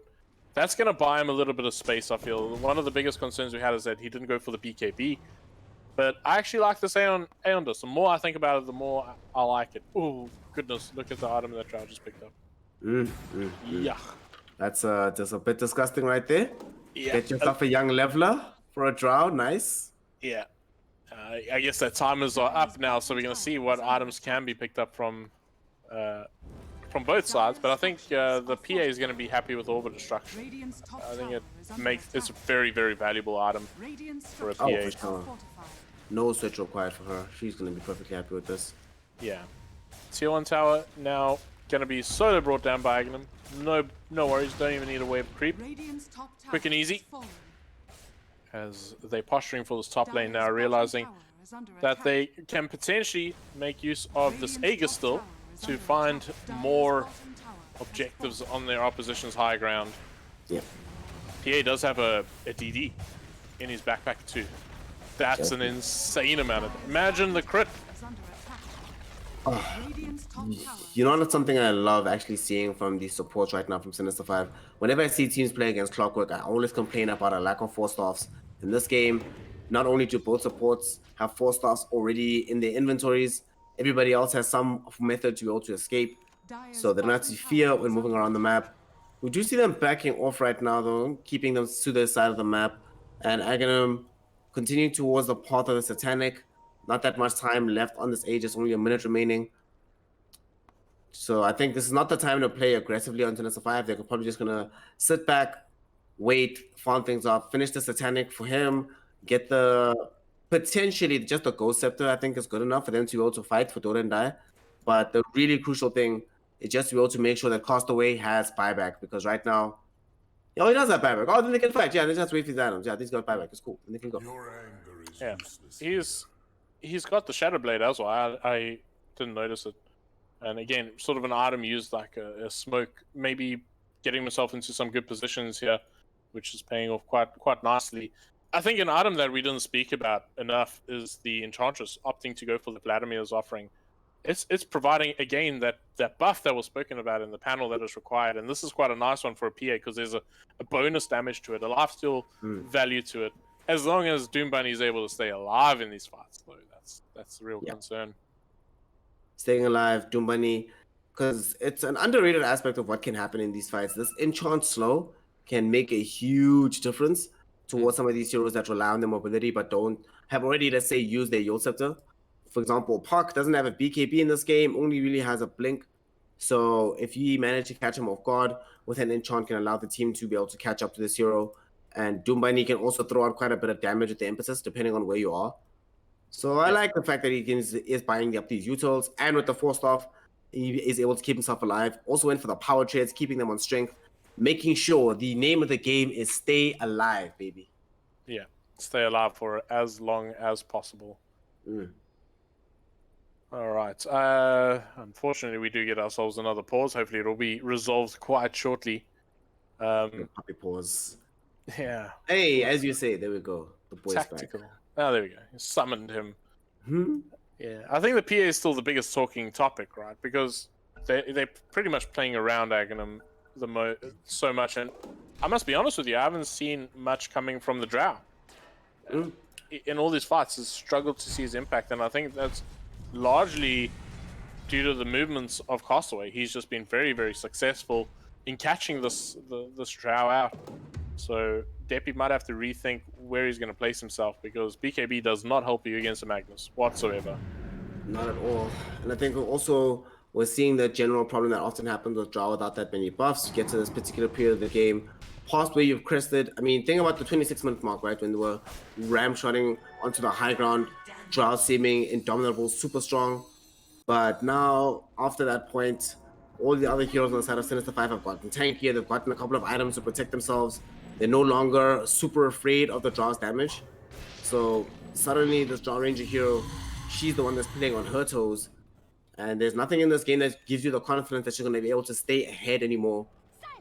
Aegis does expire though, so small window of opportunity, but I doubt Energy is going to be able to exploit, as they're just going to end up giving up this tier 2 tower bottom. And there's no way they're going to be able to push fast enough onto the high ground to get that one at the same time to trade. Yeah, so they bring down the final exterior tower since the fire finding that last tier 2. And now they're probably going to have to get back to defend their racks, which seem to be the target of Energy, but they've opted to stand in a more defensive position for now. And since the 5, it started off so fast-paced, this game, and it's slowed down. I need your opinion. Who is this benefiting? Because I felt like, oh, Drow fares pretty well, but maybe I'm very wrong. Maybe it's just this Magnus that loves this late game. Absolutely, Magnus PA was the team. If you're Magnus PA, you're happier with the late game. Castaway gets super strong as time goes on, even going for the Silver Age next with that wholeheartedly approve of, in tandem with the Shadow Blade to also increase the amount of damage burst that they can have. But before we talk about that, here's a fight breaking out. Yeah, and there's the Aeon just coming into pretty good use. Gonna at least debuff some of the stuns, but look at the damage coming through. The Ghost Scepter is gonna be very valuable here for Dota and Da. However, uses the eels on Deppy. Deppy will find the kill onto him. Are they gonna find anything else to boot? A big jump forward coming out from Well. Doom has been thrown out here onto the PA, but PA is tanky enough to deal with it. Also having Cheese in the back if they wanted to turn around. However, they did lose Dota and Da there. I'm okay with that fight if I'm Sin5. They had to use all their ultimates, with the exception of the hookshot, to also get that result in that fight. And you're not going to lose a tower off of it. There's no Roche for them to be able to claim off of this. So it's honestly not that bad. It's not ideal that you end up losing Dota and die and then it commits the Aeon Disc there too, but honestly, whatever. Bottom lane, Wap might die here, but okay, he's going to be fine, I think. That's fine. Yeah, apologies. My seems to having some issues.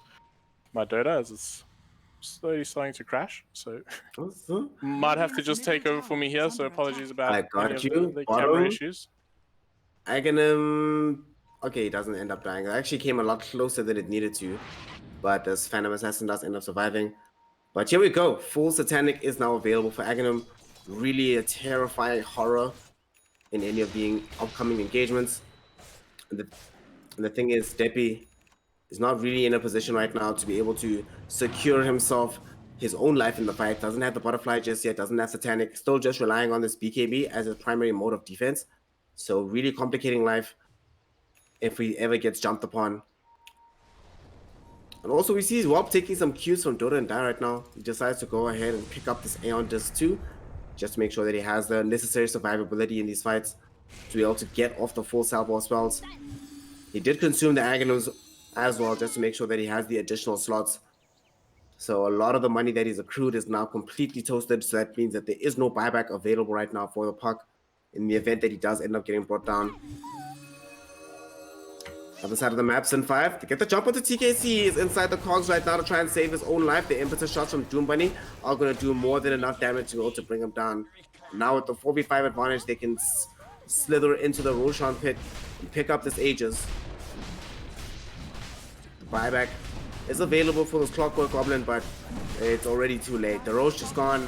Aegis and Cheese now in the hands of the Sin5 lineup. Oh boy, oh boy, oh boy. Energy Esports back into this position where they have to contend with this PM with Ags. They really didn't want to engage in fights against this team at that point in the game when this was happening before, but it is now happening again. So difficulties will ensue right now for Energy. And the full Silver Edge is now also available for Castaway. Man, the longer this game goes, the more difficult it really feels for energy. Primarily because as well, Adestam, there's a limited amount you can do by yourself as a Doom too. He's already gotten past this point where the only thing he has to do is be a combo breaker against the Magnus. Now there's a lot that's required out of him to be able to secure team fight victories here for energy. I'm not really sure he's able to do all of it by himself. I pressed the green button, so I'll be in shortly. I do apologize. Seems to be the heat's getting to my PC. I wish there was heat where I am. There's a storm right now. It is Oh, what it is. rough. I'm in. I'm with us. If you're with us, click on Miss Magnus and check out Castaway building into this hex as well. Very similar to the build that he had going for him in the previous game. I think around this stage where he's like, let me get the additional control for ourselves. Speaking of, he's shadow bladed up, and it seems like they might have had vision on him there. Actually, I think they saw him actually shadow blade, and they walked back. You got to fear this Magnus right now, right? He's been the most proficient. Bottom? Oh, bottom. Yeah, actually looking for a kill into puck. Oh, the chase is still on. Third and die. Didn't want to give up on that one, but well, he too has got an A on disc, so it will be a very difficult kill to complete. And he has pretty the good answer Minotaur to. horn. Pardon? And he has the Minotaur horn, which he used there to dodge out the Yules combo. Oh, right, The of course. experiment. Oh, Dippy. Oh, he's still alive by a fraction, but does finally get brought down by Schlings.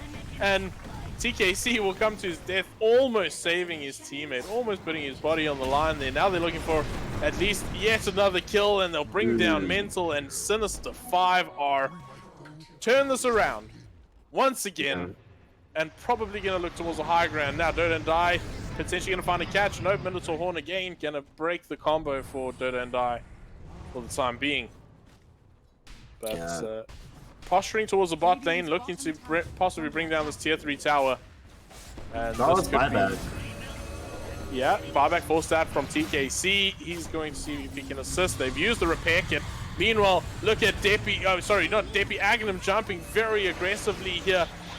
He's got the BKB usage, it is down now, needs to probably get himself one out. Voidspur is quite deep on the opposing side, trying to jump back and forth, still no one yet to die. It's a very, very slow fight. Adestam, RP's big, it catches out too, and it's two very important kills. Depi with the dieback.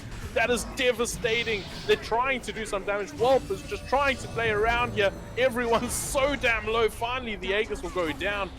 However, Doom Bunny, can he do much more? They do lose the Void Spirit. They lose a few more across the board. 2 buybacks have been forced. Doom has been applied, and that has been applied to the PA. If he is to die now, of course, he had the Aegis earlier. But the Magnus is in the vicinity. They managed to bring down the Doom. Whelp, can he do much more? Finally brings. Whelp has been playing out of his mind this team fight. He's everywhere. 5 buybacks from the side of Sin5. They are committing big time to close this game out, knowing Depi's down for 80 seconds without a buyback. They just lost top racks though. Look at the top lane. Look at the top lane. Look at this plot. Whelp is going back in. He's TPing onto this creep. He bought a Deso. Oh my gosh. Deso for this. Oh, surely it doesn't pay off, right? They haven't gone back. Is this a race? It's a base race. It's a base race. Oh, but surely Sin5 are just doing this so quickly. There's no way. The minus armor is just too much. They do have a glyph. They're trying to buy whatever the time they can for Whelp, but realizing it's over. GG does get called. Good attempt, but too little too late. And Sin5 turning around yet another game. Gonna pull the second one through. Really making this an absolute slugfest. All right, ladies and gentlemen, we're going to go straight to panel. I hope I'll be seeing you in the next game. Enjoy. Wow, guys. Did Sin5 just bring that back? Very much so. Eh? The start of that game looked a bit rocky at one stage. The Doom was running over the map. He was controlling it hard. But this Magnus PA combo scaling into the late game just got too brutal. Even at the end, it was a very clever play by Sin5 to know the Doom's buyback was used, the Drow's buyback was used. We killed them again, just buyback and let's end the game. But Whelp on that puck though, like that was crazy. Yeah, great performance by him. Yeah, really outstanding. Yeah. It was. I also feel like Energy might have lost the game not being able to break the high ground at top and then get caught out with the mag skewers into base. Yeah, but there was a few little things we touched on while we were watching. So we saw that the Puck at Chivas Guard and the Doom at Chivas Guard, I feel if one of those was an AC, then breaking that high ground is much easier because obviously you have the armor corruption. Definitely is. And then obviously the attacks you gaining from it as well. Yeah, so you just siege so much faster, and then they had 2 Shivas where the armor doesn't stack, and this Phantom Assassin went for this full armor corruption build. He took the talent, he had the Deso, he had the Orb of Destruction. So they've got 2 heavy armor items which cost a lot of gold, which doesn't benefit them when you have 2 of them. And obviously the negative buff that it applies in the team fights is great, but I do think one of those needed to be an AC. I think again as well, Energy just pushing too quickly. For example, they tried to take Roshan again when they didn't have Doom, and they're fighting into an RP and a PA with BKB. I mean, you just don't win that Roshan fights, And that's effectively where the game turned. Yeah, essentially turned into Sin5's favor from that point on. Energy looked like they were still in the driving seat, and then that Roche fight came out. Dota and I caught the draw on the backline, and it was just straight into an RP, and she was popped. Even the previous game, they tried to take Roshan without the Lone Truth Bear, and they lost the fight there. So it seems like they just need to be a bit more patient when taking Roshan objectives.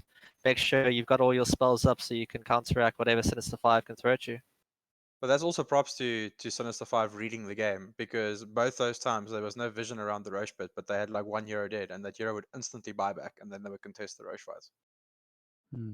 So they knew it was coming out. Can we please take a moment just to appreciate Doom's animation when trying to hit Bambi? With craggy codes. With craggy codes. With craggy codes.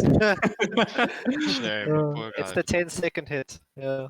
Yeah, like I don't think an Enchantress in any game is a target you want to be jumping on, like especially if you want to be right clicking it. So it's just something else I'm surprised about is like we didn't see like Heaven's Halberd on any of the heroes, and you're playing against the Magnus PA. Like I think I like the drums Blink Dagger build on the Doom, but I think he should have gotten a Halberd as well. I think it's also worth mentioning Dota and Die. He played this Void Spirit, and the Bambi was also there for the previous game they played against. Not the previous, but the other upper bracket match they played against Energy. And Dota and Die, like he just like went crazy and went ham. And I understand said he did have a plan for if this happens again. And we could clearly see Dota and Die, he struggled a little bit. I mean, he still got his job done, but he did struggle a little bit more on like playing the Void Spirit. Yeah, I mean, I was watching the Drow completely out-denied him in lane. I think he had 31 to 21. He had 21 denies in the lane, so Void Spirit really struggling. And it does seem like Energy had read Sinister5's number a bit, because they realized that slowing Dota and Die's farm down really does slow down Sinister5's movements. 6-6 touched on this though, and I think that was mainly to the Ogre. It was mainly the Ogre was just putting himself in between the Drow, and I mean he was basically solo zoning that Enchantress and Void Spirit, while the Drow was just getting a hit in every now and then. Yeah, and early just controlled them. Too much armor, too much regen. So, guys, we're going into the players are going into a bit of a quick break, so please take note. We are waiting for them. Game will be going live at 18:45. Touching on the next map, I mean, we're going into game 4, guys. Sinister5 sitting with 2 games under the belt, and Energy going 1. Do you think we're going to get a game 5? Or do you think Sinister5? We can only hope so. Like the quality of the Dota today has been amazing. Like these 2 teams have been showing why they are in the final and why they have been this tournament's best. It's been great Dota. All 3 games have been very close, yeah. Yeah, I don't think there's been a second that any of us has been sitting here not being entertained. Like we were like trying to analyze the game, and then it turns, and then it turns around again. And even the game we were like, nah, this is gonna go for another 20 minutes. Then it abruptly ends. And the other game we were like, oh no, Energy's got this, and then Sin5 turns it around. So it's been very, very good Dota. I mean, for a moment, the Women's World Puck was gonna fountain race. A fountain race there. It was kind of his only play, though. It was like a desperation situation. But it's also a play that like where weaker teams. So props to Sin5, where weaker teams would react to it. Like they would be like, "Oh, this puck is on our base. Like we need to TP back." And so Sin5 just like kind of showed the caliber, and said, guys, stay calm. We've got a leveler on the PA. We Just have put it more tower in. damage in this Yeah, game. just destroy the I towers. also at the feel end of the game. it's a case where they really can't TP back because all of them just put back and TP'd out. Yeah. Can't run all the way back to your fountain. Yeah. That buyback play was clever though. Like It definitely instantly, was. yeah, instantly knowing that draw no buyback, doom no buyback, let's buy back and end this game, and they just went for the end. They went for that killer instinct which top teams need to have. Guys, going into this next match, I mean, either this is going to be Sin5 walking away with the cup, or we're going to see Energy take a game off of them and making us go to a game 5. What do you think? Do you think we're going to keep more to the meta, or do you think the guys are going to actually go and jumble and try some new stuff? Or are we just going to see another Faceless Void? Are we just going to see another Void Spirit? Maybe a Bambi, maybe a Drow? What do you predict, guys? What do you think is going to happen in this next match? What are we going to see? I don't think we're going to see another Void for the rest of the series. I think the teams have understood that whoever pretty much gets that hero just has an advantage in the series. It's Faceless Void. Faceless Void, yeah. Faceless Void. Yeah. It's been very dominant. Every team that's pretty much had it has won, apart from the one series XD had it. But yeah, the hero has been unstoppable. But what if you think that's the hero? That's the hero you need, like, to win this. Maybe both teams are deciding, hey, maybe we need this Faceless Void. This is going to tip of the scale. I won't be surprised if we see something like an Alchemist or something like that from Energy this game. Obviously, the last 2 games that they've been trying to do, even though they've been playing really good Dota, Sin5 has got the edge. Like, I won't be surprised if we see like an Alchemist or no Pugnas because it's being banned, but like Alk or Broodmother. Trying to do a bait draft, which Adam spoke about earlier. Yeah. Just try and do a bait draft and then bring out like a Oracle Alchemist or something like that, just to try and secure them this 4th game. Well, they're probably gonna treat it as a best of 1. They have to bring out everything now. It's Yeah, either win or they lose. have to bring out like some form of off guard or a cheese pick or something like that. Like I haven't seen Adam play much Meepo, neither have I seen Deppy, but I know Adam can play Broodmother. I know he can play There's some brute Alchemist. picks. Maybe Yeah. an Orc Warden pick coming in as well. Yeah, Guys- I'm just not sure who plays that though. Does Adam play Arc? He does play a bit of Orc, yes, if I remember correct. Guys, all right. You say we're looking, these might be the possibility picks. We might change it up completely on what the meta is going on. Energy has lost 2 games in a row where they had the lead. Like, mentality wise, how do you think they're doing? I honestly feel it's more due to the draft. Like the draft was set up, you can clearly see they had to push and break high ground and get an early lead and end the game out before the Sin5 lineup just hits late game. Yeah, And I agree. Like that mag PA combo, and you could see like every single one of the heroes was itemizing for that PA as well. There was a Vlad's on the Bambi, that's a armored a damage buff aura, sorry, which PA benefits from immensely. They were itemizing for it, and like his item builds and talent choices were like perfect. maybe Energy is rather going in with the mindset now. Maybe we contest with them in the mid and to the late game instead of just contesting with them in the laning stage and the mid game, then trying to end the game out because they've been struggling to do that. It just felt that they were doing reactionary Dota rather than proactive. You know, they're picking up the Doom to counter the mag rather than building and finishing off, completing their draft. Because the Doom didn't really fit in. It just countered the RP in essence. And also, See, I'm fine with the Doom pick into the Magnus, but then don't pick Drow, especially not without Venge. Like give Deppy is like one of the best carries in the country. Like give him an anti-mage or give him like a Spectre or something that he's gonna farm with and he's gonna win you the game. So like because that Doom was making enough space for whatever hero was on carry to have adequate amount of time to come online. Because when the PA came online, yes, Drow Ranger was online as well, but this PA was 3-shotting the Drow. All right, so I think like I don't know, like going into this, like I don't know, if I was Energy, I would feel a bit like demotivated right now, if I have to be honest. But I guess what you guys are saying, I mean, it makes sense. But Sin5, do you think they like full confidence just play the best Dota they can? Do you think they try to draft something that Not at finishes? all. Like they've already dropped a game against Energy, and Mm. obviously Energy's backs is up against the wall. But all these like there's players on these teams that have won tournaments before, and that was on a stage in front of people, like quite a bunch of people. And yes, the pressure is on, but they've been there before. Their backs have been up against the wall before, and they have taken a game off. If this was 2-0 and now going into the third game, I think that's a different story. But they won that first game in a good fashion. So I think the tools are there. They just need to reevaluate, like we said, the small little mistakes, like 2 Shivas guards instead of an AC. Like just like regroup and get your team on the same page. Because Yeah, in all 3 games, Energy have had a pretty dominant start of the game. They've taken control. There's no doubt that their early game at the moment is, I think, definitely better than Sinister 5's. It's just completing that mid-game transition. They seem to be struggling, taking some key fights that aren't going so well, taking objectives that maybe aren't ready to be taken. But yeah, they struggle in that mid-game section, which leads to the late game being terrible.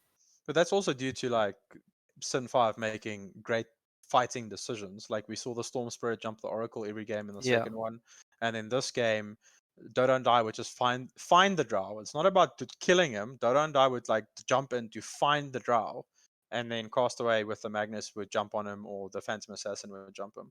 So like they were making very clever decisions regarding that, and we're seeing the supports on Energy being very greedy.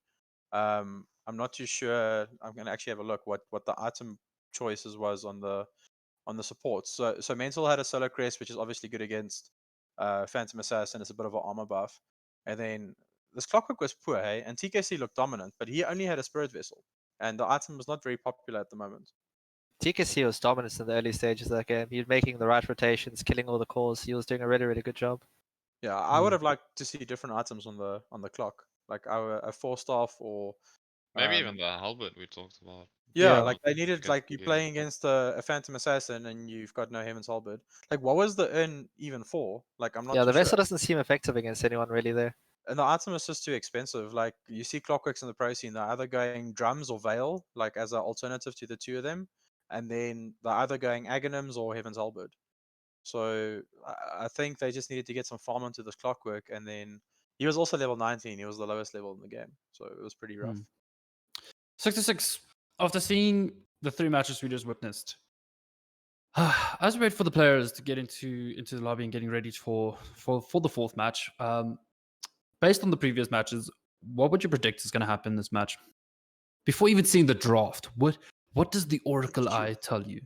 I feel there's Energy's gonna try. I think they're probably gonna end up with 2nd pick, and they're gonna try a really like cheesy last pick, getting out a cheesy last pick. You're asking the Oracle Eye from the man that predicted the last game wrong. I said the Doom was gonna dominate the mag. He did until this mag picked up Shadowblade. Yeah, that Shadowblade pickup was also a big turn for them. It was a really nice pickup.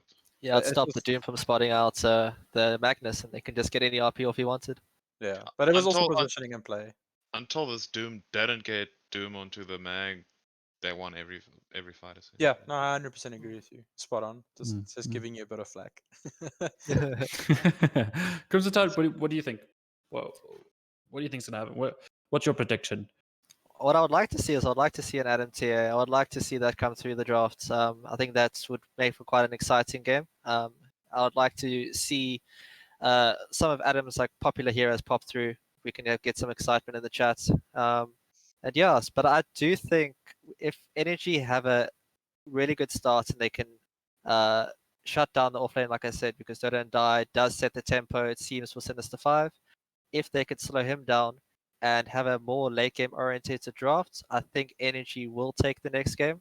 It comes down to how well can Energy transition from that early game into the mid game, because that seems to be their struggle.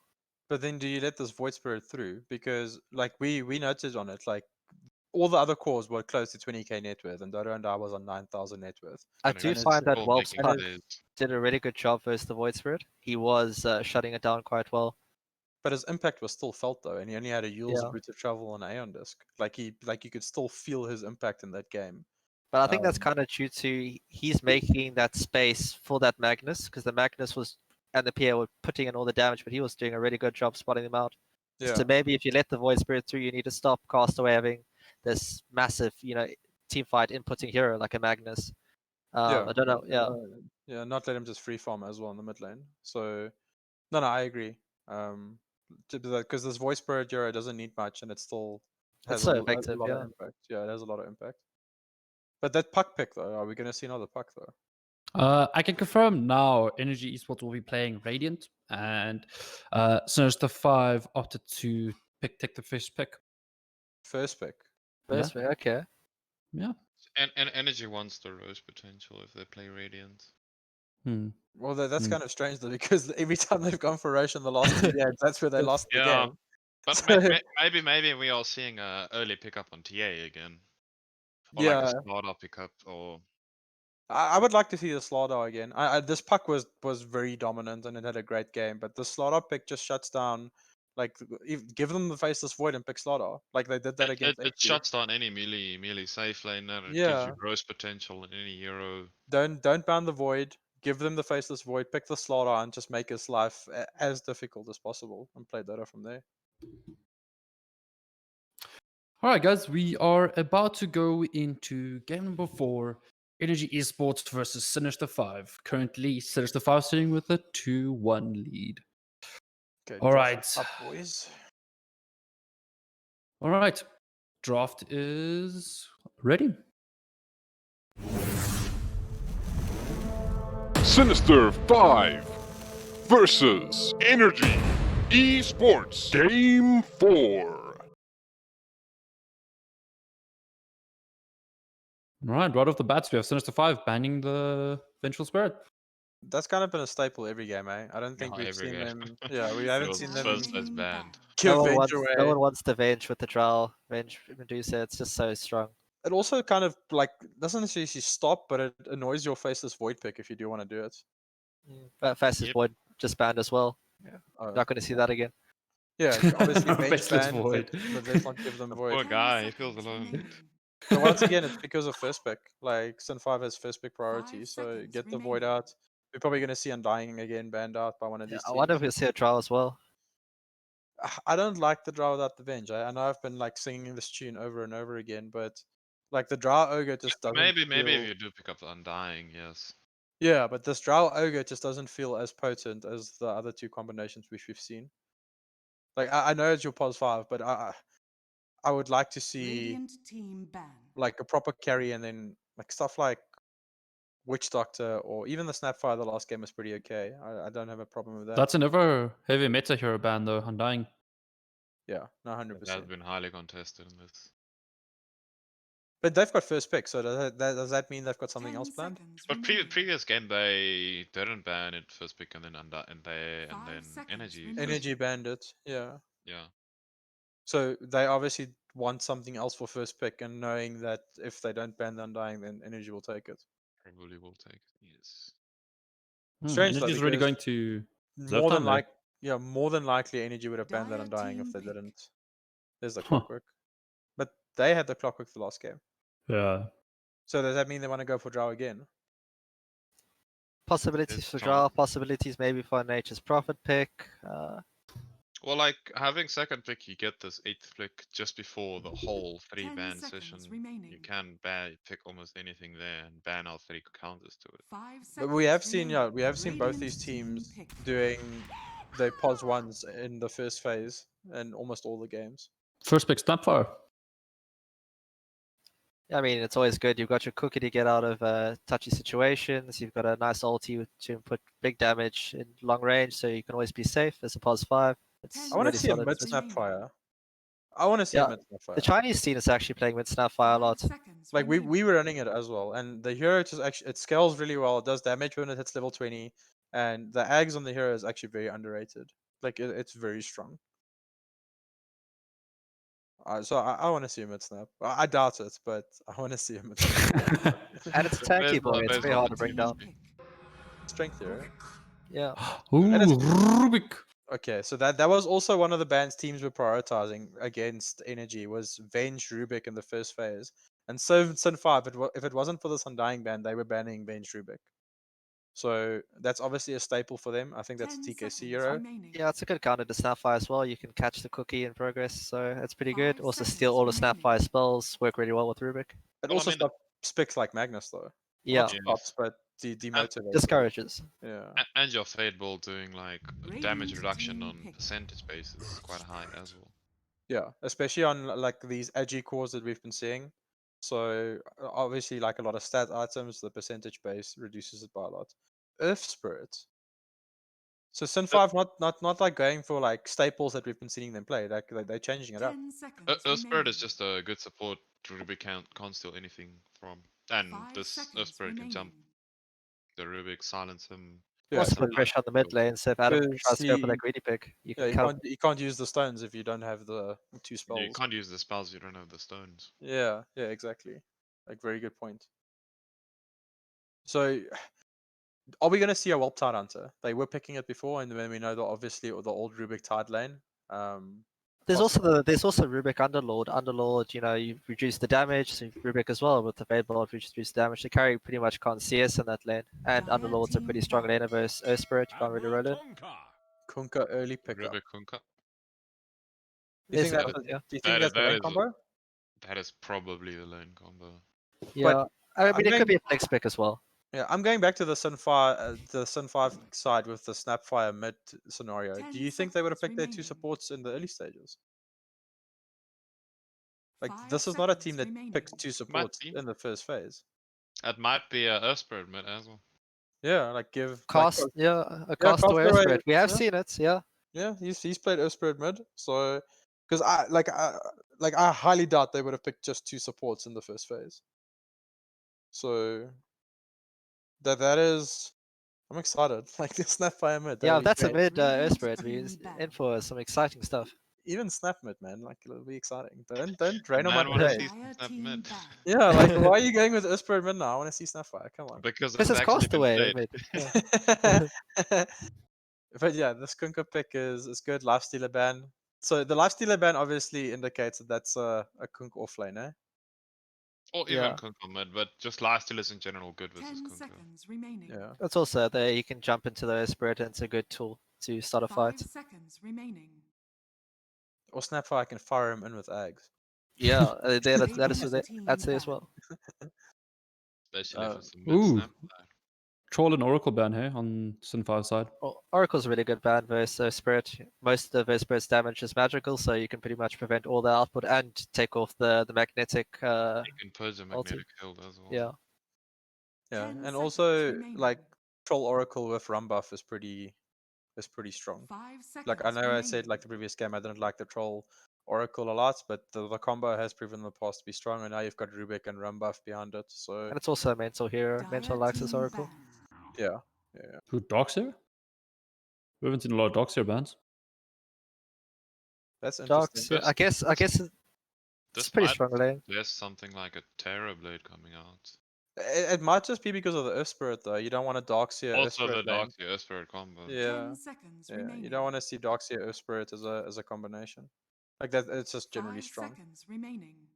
Like pressure on the carry in the laning phase, Earth Spirit just starts rolling around the map with Iron Shell on him. So and we have seen some good Earth Radiant Spirits this team tournament. Like we back. saw Elvin play it for Carbon. Elvin was very And, impressive on his first Spirit. like that I never like expected that performance from that man, and like he blew my mind. Like he played extremely well. Like There's also yeah. the Morph ban came up for Sin5 as well. 10 seconds remaining. So they want to fight against the Morph. 5 seconds Um, remaining. I guess it's just like with the Earth Spirit, like it's very hard to like hit your silence on the Morphling before she starts. I think it's morphing. just it's also just a DP hero. I think they're very scared of that. Radiant Earth team Spirit pick. and Snapfire, I think, are two pretty good heroes against Morphling. You got some burst silences and stuns, but yeah. Okay, so Legion just got banned. Tell me, is there any carries we haven't seen picked yet that like we haven't that might come out now with the new Anti-mage. change up? DP plays a lot of anti-mage. But 10 why would they ban seconds Darkseer if you're going remaining. to pick anti-mage? It kind of gives them a free lane. So There might be a 5 TB pickup seconds coming. remaining. Yeah, banning Morphling against TB is pretty good. You stop the E-Blade combo versus Turbo Blade is quite potent. yeah, and you give the Morphling meta. Yeah, which and is you give him not more. nice. Yeah. Like he slows you, pops meta, and then Isn't it just goes. similarly for a Spectre? Isn't Morphling also a good Spectre counter? I think to a degree, because if you get that Manta Diffusal combo and you jump on the Morph early game doesn't have a lot of mana without the Scuddy, so it does like work both ways, I guess. Yeah, I but guess how early is Spectres going diffusal at these days? They're going drums manta. Drums Manta Diffusal, you should have Yeah. it by about 28 minutes if it's a okay Yeah, game, well, I guess. well, by that time, your Morphling should have Scotty though. Like Dire 28 team and pick. Morphling, no Scotty. I'm crying. Ogre I Magi again. I Ogre don't picked up again. like this pick, man. I just don't like the hero. It's just a Well- carry buff. I But mean, they took the Slinks time to is pick it such though. a talented player, man. Give him a hero that he can play Dota with. Like he's such a good Dota player, 10 and now Well, seconds he's- it remaining. has secured the safe lane for them a lot. yeah. I just hope they don't pick 5 Drow seconds remaining. with this ogre. Like Oh. please. Another And draw. Earth Spirit is a good hero against Drow. He can get on top of her. I guess it goes both ways. Because if she's fast on the fingers, she can silence as well. Radiant team pick. There we go. Jug- Jug. Juggernaut. Okay, so they're doing the old flying ballerina combo with Snapfire Cookie and Jug Spin. Yep. I really So- like TB pick right now. Apart from the early magic damage, TB is pretty 10 solid versus seconds Juggernauts. remaining. Why don't you just pick Sven though? Sven, seconds you can remaining. kind of get carted around quite hard though with a Spirit Snapfire. A Jug just gonna ulti you when you run at him. But Warcry is so good against the Jug ulti. 2 degrees. Dire team pick. Like Warcry is like since they reverted it, like it's stupidly good for you and your whole team against the Jug Slog. ulti. Yeah. Well, anyway, they picked up the Slog. I mean, that's a pretty good pick against Juggernaut. You can never really Omni slash him with his ulti. Dire team Also, back. they have this strength this 2 strength supports relating into the slog. Oh, you see, Void Spirit. Another Void Spirit. Yeah, no, like we expected it. It's not a surprise. I feel that's Void Spirit 10 offlane with seconds Earth Spirit. remaining. I guess not the best lane, but they can do some work 5 there, especially onto the seconds slot. remaining. Is there still a possibility we get a Castaway Spirit medal? Is there a yes. possibility? Yeah. Please. Well, didn't they lose the game he played that? Played the Earth Spirit? No. They did, but it was very close. It was very, very close. Slark obviously benefits from Ogre Magi as well. Attack speed buff, and then just put this Kunkka. Like energy is lacking some team fight, yeah. They do have the Kunkka Radiant boat, but team that's back. about it. Like everything else is pretty like single target focused. This See, Rubik another is gonna Viper have to ban. have a big game. No, they don't want to get it Adam a Viper. Clearly not. Yeah, Clearly no, not. no, They've been Adam's not watching the playing rank. Viper. You're not playing Viper in a BO5 final of VS Gaming, eh? Like that's against South Dire African team rules, back. and Sin5 is just ensuring it. Ooh, another Shadow Fiend ban. We've been seeing that as well now the past 2 Respecting games. Castaways, yeah. So they Mm. they clearly don't think it's an Spirit medal. I don't think we've seen a Shadow Fiend lose though. Like Oh. Sin5 played it, and then Energy played it as well, and the Energy played hero it as was, yeah, the hero won. Like I think the hero's been 10 looking very seconds strong. Interesting remaining. enough, both of them went Yules first. Yeah, Yeah. 5 seconds remaining. And then Castaway went into this Monkey King bar build, and Adam went Blink Yules, TP Boots. yeah, and both look strong, eh? So Both it's not did look like strong. it's not like one of them were preferable, but both builds looked extremely strong. But I think What so do far, I you- think Jug is a pretty free game. He can pretty much just push out any lane, spin TP. I don't think there's much worry for him. This What do Rubik you can have a think? good game though. What do you think Energy still needs to round up their lineup? They need some team fight, eh? Like I just don't see Kunkka being enough. And you kind of don't want your Slark to be catching like your initial fight starter. He wants to choose his targets. Radiant So they team need back. some form of catch with a team fight. Alchemist Ooh, ban coming. Alchemist ban. Yeah, like that's the thing. We Like were talking about this Alchemist pick. yeah, man. they were 100% going to like bank on like an Alk or something. Like the backs are up against the wall, and it's a good hero. Like Maybe these we types still of see games. like a Broodmother pick coming out. 10 seconds remaining. If they do Broodmother, don't you just put Snapfire middle? No, you'd put 5 the Void seconds Spirit remaining. mid. Yeah, That's Void much better. Spirit's not bad. But the spiders have magic res now, don't they? Yeah, but he's got enough magic burst. No, not enough burst. All right, cool. Energy running low on that reserve time, eh? Yeah, they're thinking about this ban hard. They're thinking about all of the picks pretty hard, I think. And the thing is, like, they know Castaway as well, so they might also be considering that this is a Oh. mid Yeah, man. spirit. TA ban. No TA, guys. Sorry. No, man. See, like, that might just be reactionary to the Viper ban, though. It could. Like every time Viper has been banned, they did ban TA. Yeah, it might just be reactionary 10 to the Viper ban. Like, oh, seconds they remaining. banned Viper, they must want TA. But then if someone picks up TA, you just put a 5 bet mid, seconds remaining. and it Yeah. strategies lane in any case. Yeah. That's the hero we haven't seen this tournament much of Radiant as bad team Friday. pick. Ember Spirit. Let's see what we got here. I'm gonna see a mark. Ember. Ah, the spirits. The spirits The come. spirit team. Pretty They're just The missing Storm Spirit. spirits. I mean, And that's Genji pretty good. Spirit. They got very poor stuns on the side of Energy at the moment. There's only the Ogre point stun, and Rubik lifts, but he has to be pretty 10 close. seconds And at the moment, I think the X is pretty easy to dodge with both Ember and 5 Void Spirit. seconds remaining. I'm gonna go a bit weird here. Like, we've seen some pos 4 Embers. Is this Earth Spirit still going middle and then they pos 4 Ember? I don't know. I think that Choose hurts your your draft a hero. little We're bit. getting an Invoker pick. Invoker. Wow. I'm That's a actually. good pick. Like we said, Yeah. they needed I'm some so team fight, excited. they needed some catch. Like, that's exactly what they He needed. completes the draft quite well. And it's good against Ember Spirit. It kind of forces them not It's a to. good laner. Yes. Yeah. It forces them not to put too many levels into the flame guard. All right. All right, guys. This is game number 4. Energy Esports versus Sin5. We are going right over to the casters. All right, we are in it. Game number 4. I'm sure a lot of people didn't think it would be going this far, but Energy looking really good. Maybe just struggling to hang on there into the middle game snare. This draft is super interesting. We're going to see at least a Earth Spirit, a little bit of a change. Adestam going to be playing on that Invoker. We're seeing some great success from that. How are you feeling about this draft, sir? I think this draft is, a little bit better for Energy than what they had before. Their starts enable them to actually do stuff on the map. They are still really lacking on team fight, I think. But one thing that this Invoker does, it gives them some more of that team fight. But the main thing, I think it's going to give Energy confidence. This seems like a confidence kind of draft coming out from them. You don't play Slock Deppy in game 4 if you really think you're about to lose this game.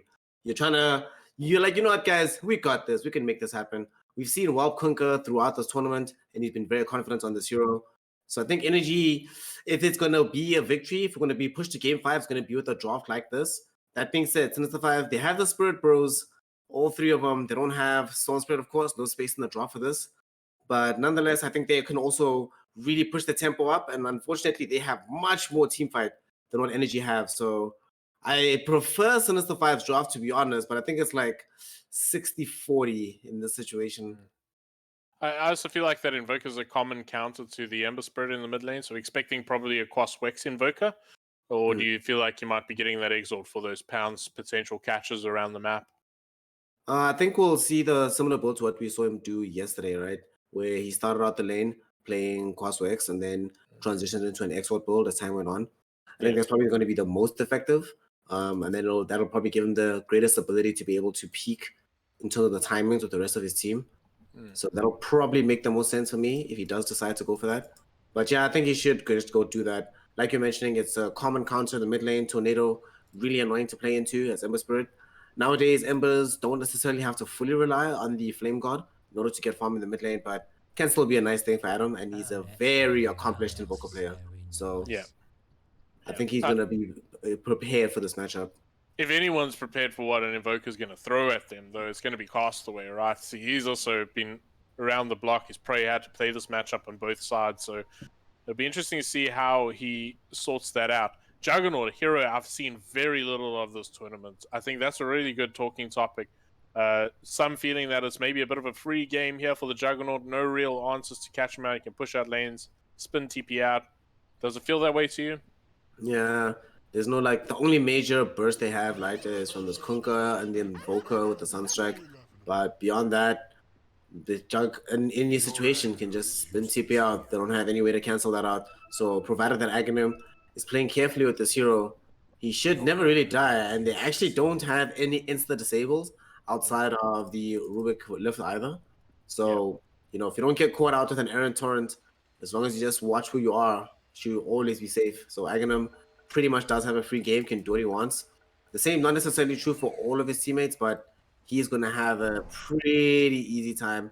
And I think the matchup for this hero in the ultra late game, like you're not really that bothered by the Slock hero either. Like Slock sucks to play into. Slock will eventually outcarry you, but there's a large portion of the game where you're more dangerous to the enemy team. Your presence there is a much bigger deal at that particular point in the game than what you'll be later versus Juggernaut. So I think Aghanim has the potential to have a good game. Yeah, I feel, for me, it feels like it's going to depend heavily on the off lanes and how they function against these two cores, because whoever can sort of subdue the other, these cores, you want to just have good momentum coming out of the laning stages. Yeah. I'm sure you agree with me there. And I feel like I like Energy's lineup, right? They got the Kunkka and the Rubik, which pair up pretty well. I imagine that's going to be their matchup. And then on the opposing side, they got the Void Spirit again. Who's going to be joined by Doom Bunny, I assume. Now, I don't know if that's going to be able to put enough pressure early on. Maybe in the later stages of the game, they're going to put some more pressure.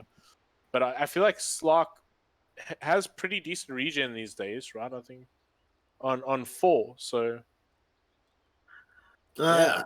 The main worry for me in this lane is just going to be like how much. There's a lot of harass for Slark, and the partner that he has in the lane is going to be this Ogre. So Ogre is beefy and can beat heroes back, but he can't deal necessarily with all the heroes at the same time. And there is a fair amount of damage coming in between this. And Earth Spirit itself is not necessarily the squishiest hero to be able to be brought down either. So I don't know. I think there is an opportunity for them on the side of Sin5 to put some harass out into Slark, but like you mentioned, he has much better regen nowadays, and his base damage is pretty decent. So he should still be able to get quite decent CS in the lane. But it's going to be similar to some of these Faceless Void games, I think, that he's played a lot, where the early game doesn't go necessarily the best for him, but he's able to easily recover once the mid game starts. Yeah, sometimes you get those lanes as a Slark, and you go in there and you're like, oh, you just want to autopilot to level 6. And then you want to play Dota, right? Because the laning stage sort of sucks, but since he got a few buffs quite a few patches ago, he's got that little bit going for him. I mean, Juggernauts has been the staple of South African Dota for a very long time. Generations. Yeah. So that's I don't know. We're probably just going to expect similar things. I don't imagine to see sort of a Shadowblade Rush Juggernaut here. I imagine they're just going to go the normal build. In fact, he's queued up a... What is he queued up here? Blade Mail. This is a Blade Mail. I don't know if he's going to follow through with this, but this could actually be interesting because all he has to do is like sort of survive the fight, right? Because he's going to be one of the priority targets for the Slog. So if Slog has no impetus to be able to get onto him, Ember Spirit just tries to play the pacing game against the Slog as much as possible, and the other spirits as well try to do the same thing. I don't know. This could be interesting. I don't think cheap it's damage though, right? I think Blade Mail, one of the big reasons why it was doing so well is cheap damage to buy. So you get 28 damage, you get some really good armor. Maybe there's something to it. Interesting to see him queue that up. Maybe he's going to just change it up, like you say. Honestly, I think the main thing for him is for him to go for some kind of fighting build, because this is not the kind of game where you're going to go for Battle Fury. So whether it might be Blade Mail, SNY, just like a straight Manta Rush, whatever the case might be, just needs to be geared up to be able to get into combat, right? Because he's not playing into heroes like Spectre or Anti-Mage. Well, Anti-Mage is a bit different case right now. But he's playing into Slog, who wants to play aggressively and play quickly. So he needs to be able to match that pace too. Yeah, absolutely.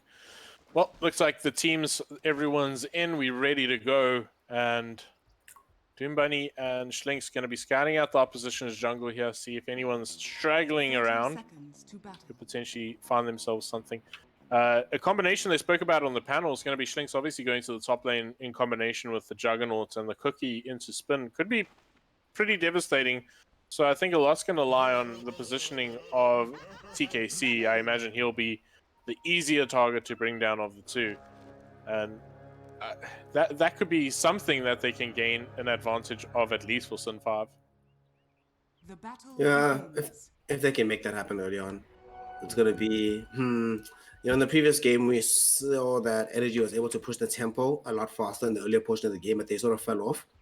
Yeah. I think there was like, 26 minutes when they were high ground, but then after that, I didn't really feel like they were able to affect the game positively again.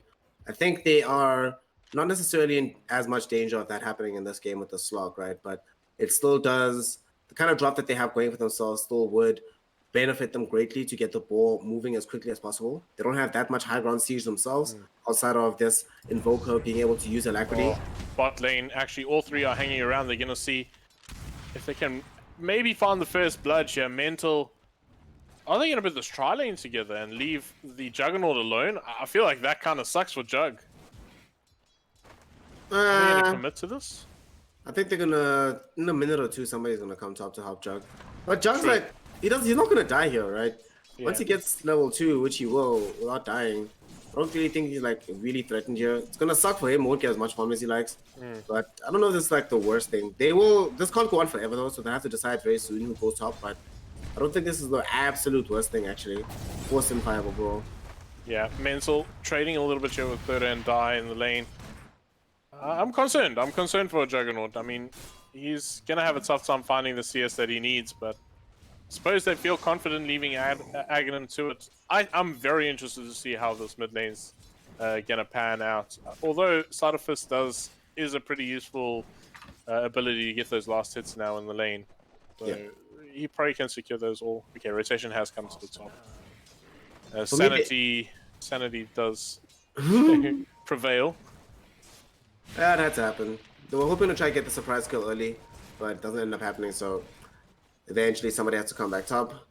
You know, I'm thinking about this Invoker and his role in the later portions of the game. A lot of the victories that we've seen coming in from Energy Esports have come off the back of Adestam's Invoker using Alacrity at a very specific point in the game when the carry is basically hypercharged. So in this game, it does finally come through yet again, and Slock is one of these heroes that can benefit extremely from having the Alacrity buff on top of him. Yeah. That's actually quite true. Top lane, however, TKC is low. He's going to go down. First blood goes the way of Schlinks here on the Snapfire. And that's going to put at least a smile on their face. And that's cookie combo we spoke of. TKC getting caught out. And I said he needs to position himself well, but I imagine it's actually close to an impossible task to come out ahead there. So it's going to be tough for TKC in this lane. He's probably going to have to sacrifice a lot of experience if he wants to stay alive. And that's going to give some space for the Juggernaut. Yeah. The main issue is that he's level 1, so doesn't have access to the telekinesis to try and keep himself alive. So just takes the full brunt of the damage, feels bad. Yeah. Game is hard for him. Bottom lane though... No, I was saying towards the mid lane, Costway is doing pretty well, considering the matchup that I suppose used to be favored towards Invoker. Is it still that way for you? I think it's like he's gone in for the slight build. He's gotten 2 points of this at level 4. So it's like you mentioned, this gives him the much easier and effective method of being able to secure these right clicks rather than having to just rely on Flame Guard. So the main reason why these Invokers are doing so well is somewhat negated. And also Costway is just playing really well, dodging out these tornadoes just like that. We see it in the mid lane now. So he's just having himself a great time. And as you mentioned, dominating the CS, 28-7 versus the 13-4. The experience as well, he's going to hit level 5 first. So that means that Adam is going to be the one in a somewhat more precarious position. And also, one of the huge things about this Ember Spirit, Costaway knows that he has kill potential on Adestam before Adestam has kill potential onto him. So it's always going to feel better. Oh, and look at this. Nice. Your homie secure you a regen rune. Hey, yeah. Thought Doom Bunny was maybe going to make a rotation there, but rather securing that regen rune here for Costaway. He's got the bottle up, so feels happy to spam out all his spells. Now, Doom Bunny is moving his way towards the bot lane. It's difficult kills here. I don't see a way for them to actually bring down Mental. High armor, high HP regen. I think we spoke about it in the previous game. You can just see Doom Bunny barely does anything to him. And Slark can... Okay, he hasn't got a point into Dark Pact as of yet, but once he does, he can debuff most things. I imagine it's going to be very, very difficult to kill JP or Mental in this lane. Yeah. Killing them is not really a priority. You just need to try and trade farm. Make sure that you can secure your own items in a decent enough time. Maybe they're going to contest for the bump, though. Top lane, there's trouble here for Schlinks. He has to use a cookie to keep himself alive. One more right click, and that's going to be a kill going the way of Vulpin. They're going to even out the amount of kills in this lane. Nice. That's pretty nice for Whelp. Whelp Kunka. Whelp Kunka is really scary. Like, it is one of these player hero combos that you just like, okay, there's something just special about how he's able to pull things off with this hero. We're going to see if it shows us the dividends in this game. I do think, wasn't there, it was almost this exact draft yesterday, right? Because they had this Kunkka, they had Rubik. Yeah. I don't think they had Olga. Was it Olga? I forgot what other hero they had. They definitely didn't have the Slark as a carry. I think they had, it wasn't Terrorblade. Void, I think, would that be, yeah. But they're very, very comfortable with drafts like this. Yeah. Thus far, it seems to be working out for them. They're playing this very, very slowly. The early farm is very even overall, but the only lane where they're really feeling hard done by is this mid lane for Adestam, but even then he's going to be able to catch up. He's already doing so thus far. And the Slark is doing much better than the Juggernaut, which is going to make them very, very happy as they approach this mid game. Yeah, they looks like they want to rotate onto Adestam, but he's sitting in a pretty safe and comfortable position. Instead, they're going to use this to pick up a bounty rune. 6 minutes 18. That's not what should happen. Aghanim, he's taking a lot of damage. Whelp is a brute, but he does have the healing ward at least to keep himself sustained somewhat in this lane. But a little bit of extra damage to come through. X marks the spot, gonna pull Aghanim back. No spin used there because they realize they can potentially turn this into a kill. Whelp in trouble here. Cookie to follow. Ton of damage coming onto Whelp. Can they bring him down the lifts there? TKC is going to make sure his man Whelp can walk it off. And he will do so quite briskly. Speaking of this Juggernaut though, we see that he is actually queuing up this Battle Fury. Really don't know how I feel about this build, given that he knows he's going to be playing a lot of aggressive Dota in this game. Yeah, I don't know. Doesn't make you feel a bit silly that we thought Blade Mail, but he was actually going phase boots. TKC's in trouble. He's going for a TP out. I don't know if he makes it and he won't. Aghanim will get the kill. And again, the Cookie combo is pretty gross, man. That's a pretty gross combo. It's so silly. It's so much damage. All of these throughout the years. Wait, as I say, this bottom lane rotation by Castaway. Oh, yeah, he's looking to make a move here. Dota and Die is pretty low, but Castaway, mental, could be in trouble. Rotation does come through from Adestam, looking to turn around. They find Dota and Die. It's a 1-for-1 trade. Now Adestam, he's going to walk it off as there was a remnant towards the mid lane. But a 1-for-1 trade, they lose their offlaner. That is probably not great for Sin5. Yeah, losing Dota and Die. This is the second game in a row on this White Spirit where he's having somewhat of a interrupted start, as it were. Energy putting some resources into making sure he's not able to get going. Yeah. Time around, Adestam being able to collect some gold from that top. Whelp is going to try and do the same in the opposite direction, though. Yeah. Ship onto Schlinks. Schlinks going to use the Cookie to try and keep himself alive. And will, in fact, walk it off. Many rotations coming through. Mental actually committing to a rotation, as well as Castaway with an Invis rune. They've got a sentry. He's standing on a sentry. Oh, boy. Look at what? Like, how incredible is that from Whelp? He sees him, acts like he doesn't. Is he baiting this one out? Torrent's going to be used here. They're looking for more. Omni Slash to follow is definitely not enough damage. And Adestam, Aghanim is going to have to get himself on out of there.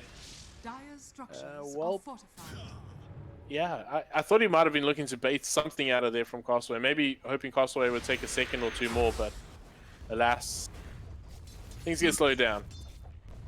That's actually so sick. That's a lot of time wasted from Castaway. Standing in the top lane, not really able to accomplish anything. Whelp was going to be there anyway. The two supports weren't really able to affect much change elsewhere on the map. So really, really good coming in there from Energy. They buy some time. Not much pressure put onto the towers, ultimately from Energy, but a lot of farm time was bought. And we see that reflected in the overall CS numbers. As now Energy heroes pretty much exclusively occupy the top 3. It's only this Castaway Ember Spirit that's there as well. Similar dynamic to what we saw in the previous game. That being said, that game went long enough that Sin5 caught up and were eventually able to overtake Energy. This game, the dynamics are a bit different though, because their late game on Energy is also pretty good. Although they're always going to lack the team fight.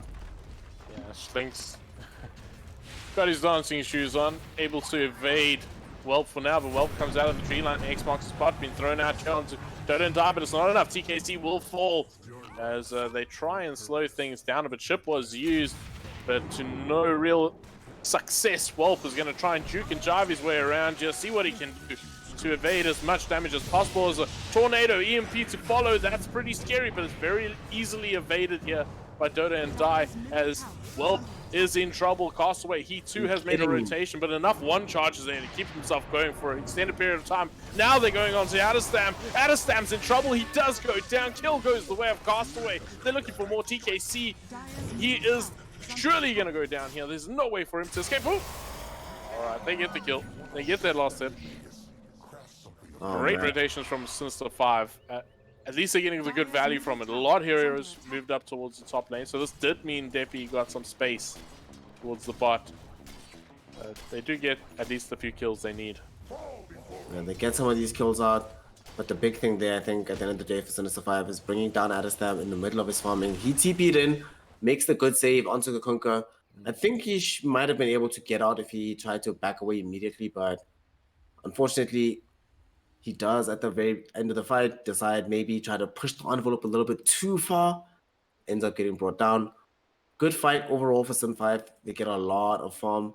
They need to be able to bring down this tower though, which they won't really be able to because Whelp is still repositioned in the top part of the map.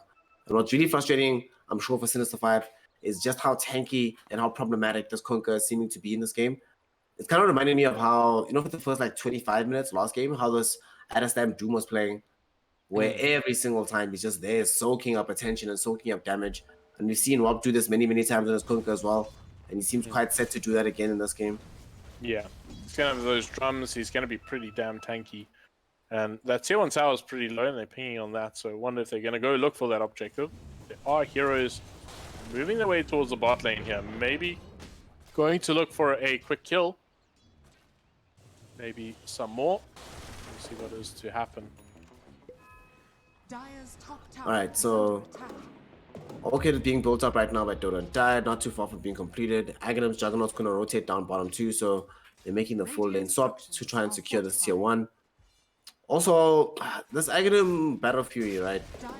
The way that normally I would not really like this item, but I'm just kind of thinking about the way that Sin5 generally tries to play Dota anyway, regardless of what hero Aghanim's playing, even if it's an active hero or not. They always play it like he sort of avoids the game for a while, high-performing, getting involved sort of at the ends of the fight, not really being a centerpiece of how Sin5 moves around the map. The centerpiece tends to be Dota and Die, and Aghanim is like an insurance policy, but we'll talk about it just now. Oh, they're looking for a kill here onto Doom Bunny. He does get lashed by something. Oh, the tornado's perfect. He's unable to roll himself on that. Does get brought down. He did use the magnetic pulse, and they find a kill onto Mental as well as Aghanim was able to use his Omni Slash on the backlines. They're looking for more. It's Deppy. Can they bring him down? Mortimer's Kiss is doing some damage, but the ship is just going to negate them from taking on any more activity. Okay. Oh, Torrent's good. Torrent's good. They get a catch here. Decent to Schlinks for now, and he's in trouble. They have the damage. He actually cookies to buy a bit of space for the rest of his team, realizing that he is most likely going to meet his demise as he does. And a cheeky kill there for Whelp. Oh man, who got an advantage out of that? I think end of the day, Energy probably gain the overall advantage. They get both support kills. They end up losing Mental, but it does cost an Omni Slash for them to make that happen. And the only ultimate they commit is the Ghost Ship. But okay, at the end of the day, their ultimates are super low cooldowns anyway. It's only like two active ones really. Yeah. Plus, they also get a good situation because Deppy is there for that fight, so he gets the bonus agi charges out of that. So this hero gets stronger and stronger, being able to pick off these supports. Castaway trying to dodge the X marks with the bottled illusions, but seems like at least they didn't get the catch out onto him here. He is going to TP himself out of here. Tier 1 tower is under threat. Gonna see if there's any sort of rebuttal coming out from the side of Sin5. They are wrapping around, and it seems like Energy are going to back themselves on off. Not enough to bring down a tier 1 tower, at least for now. For now. Speaking of Castaway, he's building Drum's Maelstrom. Wants to be as involved in this fight as humanly possible. Very normal build to see coming out of the mid superstar here for Sin5.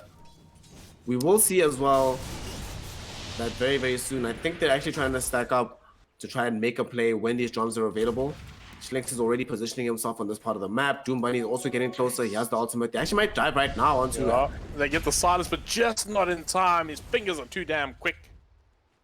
The Invoker there getting that Ghost walk off just in time. If you got silence there, I think it was over. Yeah. But that's the thing with the Earth Spirit. It's a bit... You got a little bit of time, right? He has to drop a rock in front of you and then pull it away, and You got an opportunity to cast your spells. And my bracket, that's not nearly enough time, man. For me as a human being, it's not enough time, not my bracket. Meanwhile, bot lane, big fight check. Mortimer is just doing a ton of damage. They find themselves too. Schlinks being extremely successful. Dota and Die is looking for TKC on the back of it. Gets a fantastic remnant, but the X marks the spot is even better. Whelp secures that kill. They do, however, find TKC. Whelp now going to try and use the tree line to his advantage to try and get himself out. There are 3 heroes all around him. X marks the spot. He's actually looking to turn this one around. Is there resistance to Sunstrike? Cookie's going to hop him over it. And Tornado to food. Is it enough? EMP? Probably not. Now they turn their focus back onto Whelp here. Castaway is going to get caught in an ice path though, and that's going to mean problems for him to at least close this gap. X marks the spot. Use onto Whelp. This is an extended, or used by Whelp onto Castaway. An extended fight. And rotation still coming in. People coming back alive. TKC is going to rejoin the fray. And Sin5 will finally say, all right, we've had enough. We've had enough. Let's get ourselves up here, boys. They lose 3 heroes and energy. Only the Void Spirit goes down for Sin5. Man, what a long, extended, drawn-out fight that ends up happening there.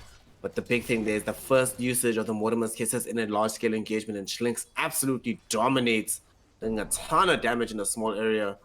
So Energy Esports now in a bit of an awkward position, having now had to deny this tier 1 bottom, can't really play in this area. They might lose Adam now too. Yeah, he gets caught out here, and they have vision with the sentry, and they'll pop him really quick. Schlinks, man. That's, what, 3 kills in the last 4 minutes for Schlinks? Yeah. That's so nice if you're a support. If you get money so quickly, in such quick succession. He doesn't even have shoes yet. He's been getting so many kills. Got 1,600 in the bank. He's walking around here barefoot. Barefoot. He's balling, man. Look at him. Passed away. He tries to dodge it, but he actually walks straight back into the ship. He did dodge the X marks, but walks into the ship. But no problem for him. Ship's down. Yeah. Maybe going to look to commit to something else on the back of it, knowing that they won't have that in their arsenal. So speaking of things that they needed in the arsenal, Deppy has finished now the Echo Saber, making some decent progression towards having this SNY. Desperately needs to be able to be a combative force in this game. Thus far, struggling to be able to do that. And I think he's definitely going to need BKB as well. The Dark Pact is not going to be enough by itself to protect him against all these must-dodge spells. You can't be caught out with the Searing Chain. You can't be silenced by this Earth Spirit. Absolutely cannot be caught out by this Aether Remnant. So SNY BKB needs to come out ASAP for Deppy. So they need to buy this man time, but at the same time, 17 minutes in, Juggernaut has now just picked up the Battle Fury, has been completely uncontested in this game. We're talking about the fact that it is a free Jug game. So he can actually just do what he wants. He's 3-0-2, doesn't have to get involved, and if anybody ever finds him, spin TP away, and he knows it's a guaranteed escape mechanism every time. Yeah, and Invoker's still a long way away from picking up that Hand of Midas. We're 17 or almost 18 minutes into the game. He did have to go, he went for the drums and the 2 nulls up front to give him those stats. But it's a pretty late Hand of Midas. Oh, sorry about that. Looking for a kill here onto Doom Bunny. He's in trouble, gets caught out by a ship, and will most likely and will certainly play with his life. Nice. Yeah, it's getting him close to the Hand of Midas, but it's pretty late. How do you feel about that? I mean, getting it here is about 19 minutes. Are you going to get your value back for it, or are you more worried about that XP that you get for an Invoker? I think at this point it's sort of like necessary for the hero to function, and because he's going to be rushing the Aghanim Scepter, it's kind of a must-need thing. And like you mentioned, the experience, he needs the level 15 and level 20 as soon as possible in this game. So it's going to be one of these, damned if you do, damned if you don't, right? The longer you go without it, the more you're like, man, I really wish I had this item, but unless you can really afford to switch up your item queue, because then you're going to be like, I should have just bought this other item to begin with, right? Instead of having to start to try to build a Midas anyway. Castaway has dodged every X marks, dude, that I've seen. I obviously probably have missed 1 or 2. I missed he won, I think he failed, but still, that's crazy. He's been playing a really good game. Yeah, but I mean, this is a comfortable hero for him, right? This is something we spoke about, playing some comfortable heroes. But speaking of, he gets X marks again, and he's out of it. Even though he didn't dodge the X marks, he dodged the torrent easy enough, so there was not enough lockdown to secure much more. Now, the tier 1 tower, it's under threat here. They have to force, or they are forced to use their X marks. Big jump forward here coming out from Doom Bunny. The Omni Slash is huge. It's doing a ton of damage. Deppy will go down, and they're looking for more. Mental He's going to be brought down too on the back of it. And meanwhile, the Invoker, they got eyes on him. They've dusted him up. They're going to be able to he's going to be able to disarm for now, but his death is going to be slow. And that's 5-man team wipe. Sinister 5 are rubbing their faces in the dirt right now. That is, man, Damn. good fight. We start seeing that's a first large-scale team fight with everybody from Sinister 5 dropping everything. And my goodness, look at the damage difference, right, in that fight. Energy Esports dealt 700 damage, Sinister 5 dealt 8,000. Literally 10 times as much damage and then some on top of what they're able to do. I was just about to say, they all walked out with full health, and I think Healing Ward is not even on cooldown. You know, that just shows you the speed that they're putting that damage down. And I must say, this Mortimer Kiss, it just does hard labor this game. Dude, you got to give it to Schlinks. He just packs out that damage from miles away. Just making so many areas threatening that Energy Esports can't really fight into. They actually need to deny this tier 1 tower in the mid lane, by the way. 61 HP. Come on, Schlinksy, come on. Come on, day boy. Come on. It's a TP port, dude. You can't. It's quick access to Roshan. Dude, look where Adam is, bro. Adam's gonna come now. He's gonna hit it twice. He's gonna die. Don't have fortify anymore.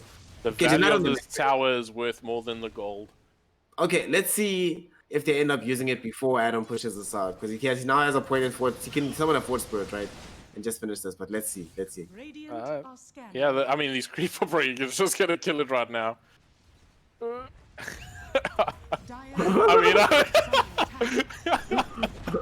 Okay, they get the deny though. But they denied it, dude. It was all planned. It's calculated. Whoops, got a Heaven's Halberd. That's an item. He's actually unkillable right now unless he gets GG slashed with his Heaven's Halberd. He's so tanky. That's what Costa said before that person dies. But speaking of, top lane now looking for a kill, or multiple kills. In fact, Castaway is in the vicinity, but a ton of damage coming at you onto the Earth Spirit, who will take a tumble. Now they're looking towards Dota and Die. He doesn't have a step. Oh, they're gonna get the X. They're expecting him to step, not realizing that. Oh, he's just dodging pretty well, buying some time, and the Mortimer Kiss comes through, and Adderstam's in trouble. Takes a ton of damage, still alive, however, and the Sleight of Fist is going to bring him so low, but not low enough. A buyback is forced out here from Doom Bunny, because I think, again, this contest around the Roshan pit gives them the nervousness. And he's going to look for... they've spotted out Mental, who... Well, I mean... Yikes. No way he's getting out of that one. Nope. Definite kill on him. Oh man, Energy. That's actually a bright spot for them, because they end up trading support for support and Sinister 5 buyback on Doom Bunny. They also, Whelp actually survived the GG slash. Aghanim TP'd in onto the outpost, and as we saw that Whelp was trying to head off the direction of the Dissimulate from the Void Spirit, he winds up in front of the Juggernaut, but tanks the full Omni Slash. So Whelp, seeming like he's a much tankier boy, gets back in safety. And that actually has forces Sinister 5 not be able to commit fully to the fight because they don't have the GG slash anymore. So pretty nice. And the big thing though is that Roshan is still in play, right? Nobody is able to win the full contestation around this area. No one can go into the pit. So they can still play this out slowly but surely. Well, Sanjin Yasha finally complete bot lane. Oh, actually a quick and easy kill. That's a big one though. Ooh, Adderstam. Adderstam's dead. Gang catching him out. Finally, Sanjin Yasha's complete for the Slark. He's having a rough one. He's catching up slowly with the farm, but if you look over at his opposition, that Juggernaut's quite significantly ahead. Got that Manta plus Battle Fury right now. Looking to get a Butterfly. Thoughts? I mean, MKB is not a out there item for a Slark. Yeah, but it's going to be quite a while before Slark has access to this item.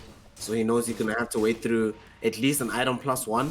Before he really has to worry about that. So if he's able to get it in time, he's actually going to switch it up himself though. He decides top lane. Actually, there's a big potential here, and it's going to be Dota and Die. It looked like he wanted to make or get a catch onto Depi, but not enough. As there are heroes just all about secure that they find that kill into him. He did have that Orchid, so look to try and use it to kill Depi as fast as possible. But again, we spoke about Depi having the Sanjin Yasha. That's going to give him a lot more resistance to any form of damage and lockdown. So value there. Actually doubled down on also being able to just survive anything. Instead of going for BKB like I thought he would, he's going to opt for the Scotty straight up. He's going to say, you know what? Let them try and kill me. Let them do this. Between myself and Walp, we'll be able to just take up so much of their focus and attention that ideally Sin5 keeps casting spells out in the background, and then we'll out-damage them in the long run.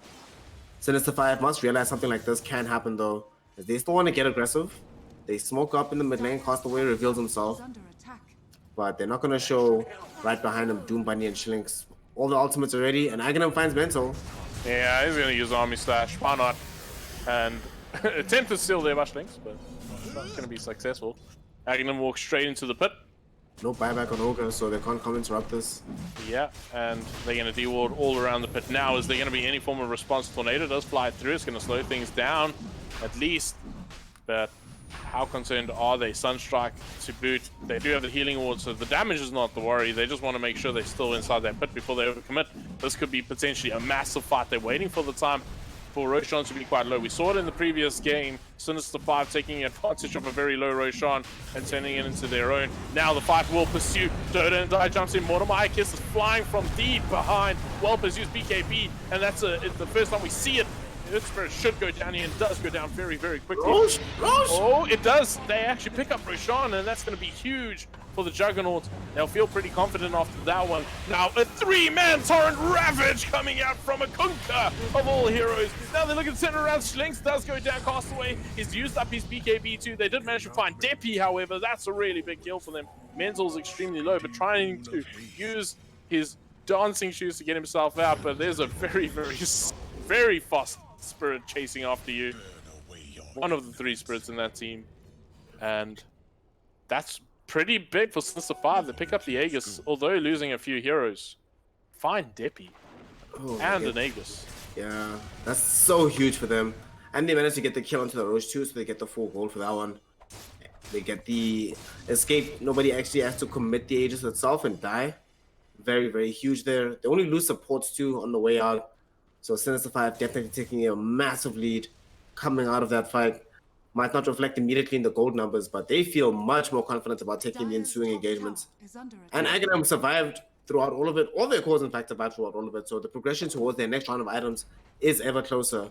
And hey, this game, Dota and Die, unlike in the previous game where things were going rough enough that he was forced into buying Aeon Disc, this time around, things are going well enough. He can afford to go directly in for this Aghanim Scepter, baby. Yeah, that's going to be great. Get that silence down, especially onto this lock. It's going to be super valuable. And Energy, they are actually posturing in a more aggressive stance than we've seen any other teams deal with Aegis. But they're going to lose a tier 2 buff. Realizing obviously the Aegis is down there. But they're trying to get a little bit of control on the opposition side of the field. However, potentially could lose 2 objectives. I think mid should be the next goal here for the Juggernaut. Gets himself an Imp Claw. It's pretty nice. Some extra damage. Going for the MKB now, notably. Change from that butterfly. I think for me there's more value to it. I like the change of heart there. Yeah, he gets out more damage faster at this stage of the game. Kicks more quickly. He hurts a lot. And it also makes sure that his Omni Slash gets stronger right now. Also, and he gets an Orb of Destruction. So. And an Orb, jeez. Also, I think he definitely needed something to also deal with this Heaven's Halberd from Nokunka. Wap has been proving to be very problematic with this Halberd. Man, how does he keep getting all of these Orb of Destruction, everything to this minus armor whenever he's playing carry hero? What the hell is this, Aghanim? Come on. Yeah. Ah, it's crazy. Doom Bunny? There's a way out of Stam somewhere up there, but I think that's going to be a big reach if he tries for it. So, Depi closing in on picking up this BKB. And they make a huge difference at that point. Looks like the team is just stacking up to make sure everyone can finish these key items. Sin5 though looks like they want to bring a fight over this tier 2. Yeah. Tier 2, they do get the stun, they get a ton of damage out on him. Does have the healing ward though, so he's probably going to get all that health back, but it did have to take a couple of wallops there before gaining much more. There's a Vlad's. I was just wondering how do you get so much HP so quickly, but there's a Vlad's on Shlinks as well. I really like this build that Aghanim is going for. Next, he's going for the Aghanim Scepter to make sure that he has a Swift Slash available, just to be able to get out these quick instances of damage. Gonna make a pretty huge difference. Makes him much more threatening in instances like this.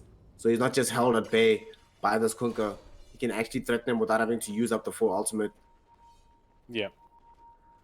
Still, the side of Energy seems to be far more aggressive than what we've seen anyone playing up against in Aegis. In fact, I say that and they'll turn straight onto Doom Bunny's X-Mark spot with, oh, Cookie's brilliant though. He's going to dodge out everything. Maybe he can get a few extra spells off. BKB has been used. Deppy is falling low. Mortimer's Kiss is flying through. And they did lose TKC for the trade of Doom Bunny, and Welp is going to TP himself on out. No problem. No bashes or no basher purchased at all. Maybe something you might consider after that occurring to him. Oh, dude. Hashtag worth that fight. Adam goes to pick up 2 bounty runes on the other side of the map. Deppy picks up 2 down bottom. So they actually make sure that they trade out support for support and manage to get the economic advantage across the map. You see, me and Aghanim, we're on the same train of thought here, man. I'm like, nah, not Butterfly, and then he changes to MKB. I'm like, dude, maybe you need a basher. Boom, cues a basher immediately. You're feeling on the same wavelength, man. No, yeah, I'm just as good as him, by the way, if anyone's listening. Are you the secret coach, you know? Yeah. I'm in his ear. I'm messaging him. Dude, what are you doing? That's very untrue. Let's make that clear. Big jump in now. They're looking for the Kunkka. Kunkka's a pretty big boy, but they get the Omni Slash out into him, and Mental's hanging around and just in line to the follow-up, and he'll be brought down here. Double kill going the way of Aghanim. And only a buyback available on the Ogre, but I doubt they will use it. They, however, do not have a creep wave. Okay, Radiant's middle tower has fallen. Oof, massive amount of damage coming out in that Omni Slash. They get the kills, they pick up the tier 2 as well. They back off happily, feeling extremely strong at this point in the game. Not feeling like they're going to stop anytime soon, because the time in the game when energy is going to start getting really strong comes in about 5 to 10 minutes. So for that period of time, Sin5 still fully free on the map, and even after that, Aghanim, the distance is opened up right now. This early Battle Fury has definitely paddled. Nobody has been able to catch him. He's been completely undominated. Still has not died a single time here, Scappy. Damn it, he's buying the Yags. Buying Yags. Okay, yeah, I agree. I think he's had a splendid game. A walk in the park, if I may. And yeah, going for the Ags, like you say, the Swift Blade is going to be pretty useful. It can get a ton of extra damage out, as well as evade quite a lot. Considering you're playing up against an Invoker, buying that extra time of immunity is pretty valuable. So I do like it. I like it quite a lot. All 3 cores actually have the Aghanim Scepters available right now for Sin5. Oh right, yeah. Ember also got his one.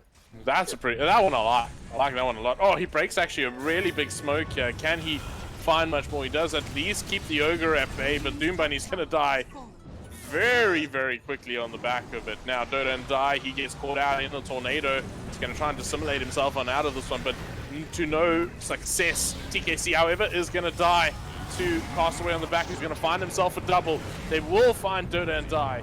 Can they find more? Buyback is forced actually up from Dota and Die. Now it's going to be the Juggernaut spinning his way through to try and buy a bit of time. I believe he was disarmed there for a fair amount of time. There is still Shadow Dance available on Deppy, so no real value, but they get the silence on him and he gets shot down! Sit down, boy, that's what they're telling him. Well, is in the tree line here. Oh boy, they caught him, they silenced him. Do they have any catch? He doesn't keep you on out. And he will fall. Schlinks finds himself that kill, and 4 down in another extended fight. Energy Esports just really falling behind at this point. They're in a position where they can't really take any successful fights. Then the team fight from Sin5 is just overwhelming. It really is starting to show that all they have access to is this boat. And because of how hard a game that this Invoker's had, hasn't even... Wow. What that's Mental being brought down there pretty quickly. Meatball falls from the sky.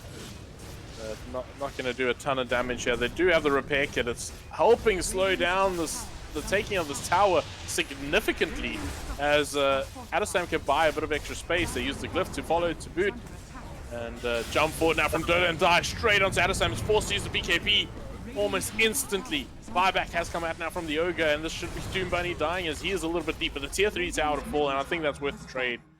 and they will be heading themselves and out, forcing a buyback, getting a tier 3 tower. That's all you really want from this. Castaway hasn't died either somehow on this Ember Spirit. Also pretty much had a pitch perfect game. Since he's picked up this Agnum Scepter, has also been a huge nuisance and a menace on the backlines of the fight for energy. Yeah. Really is feeling like the Sin5 cores are starting to run away with the game. Although that was a very nice hold here on the high ground, especially considering that it basically was the Invoker and the Rubik doing most of the heavy lifting on that one. And this is the one issue that Sin5 does have, right? Where pushing high ground is not really their forte. They're relying on being able to completely dominate the fight, then have Juggernaut pretty much by himself on the high ground, trying to siege out the buildings. Yeah, and Roshan's up. I was expecting Sin5 to go straight for the Roshan. We see pings come through. It's been scattered out here by the couriers, by Torrents, by Sunstrikes. Everyone knows it's up. But who's going to be brave enough to set foot inside that pit? That's a real question. Smoke play coming out from Sin5. Maybe going to look for a pickup before they do attempt anything. They're walking up a dodgy hill, but just in time. No one's going to break it. Whelp is going to be the first one to be spotted, but actually they opt to go straight on Mental. Now turn around. Depi has joined the fray. He's got his BKB up, looking for a kill. Doom Bunny should die. The Omni Slash is doing a ton of damage. Whelp's in trouble, but they do share it pretty well, making sure no one does fall. However, they did find TKC, so both supports are out of it. Big jump forward here from Castaway. He's looking for more. This is going to be Kunkka to take a fall.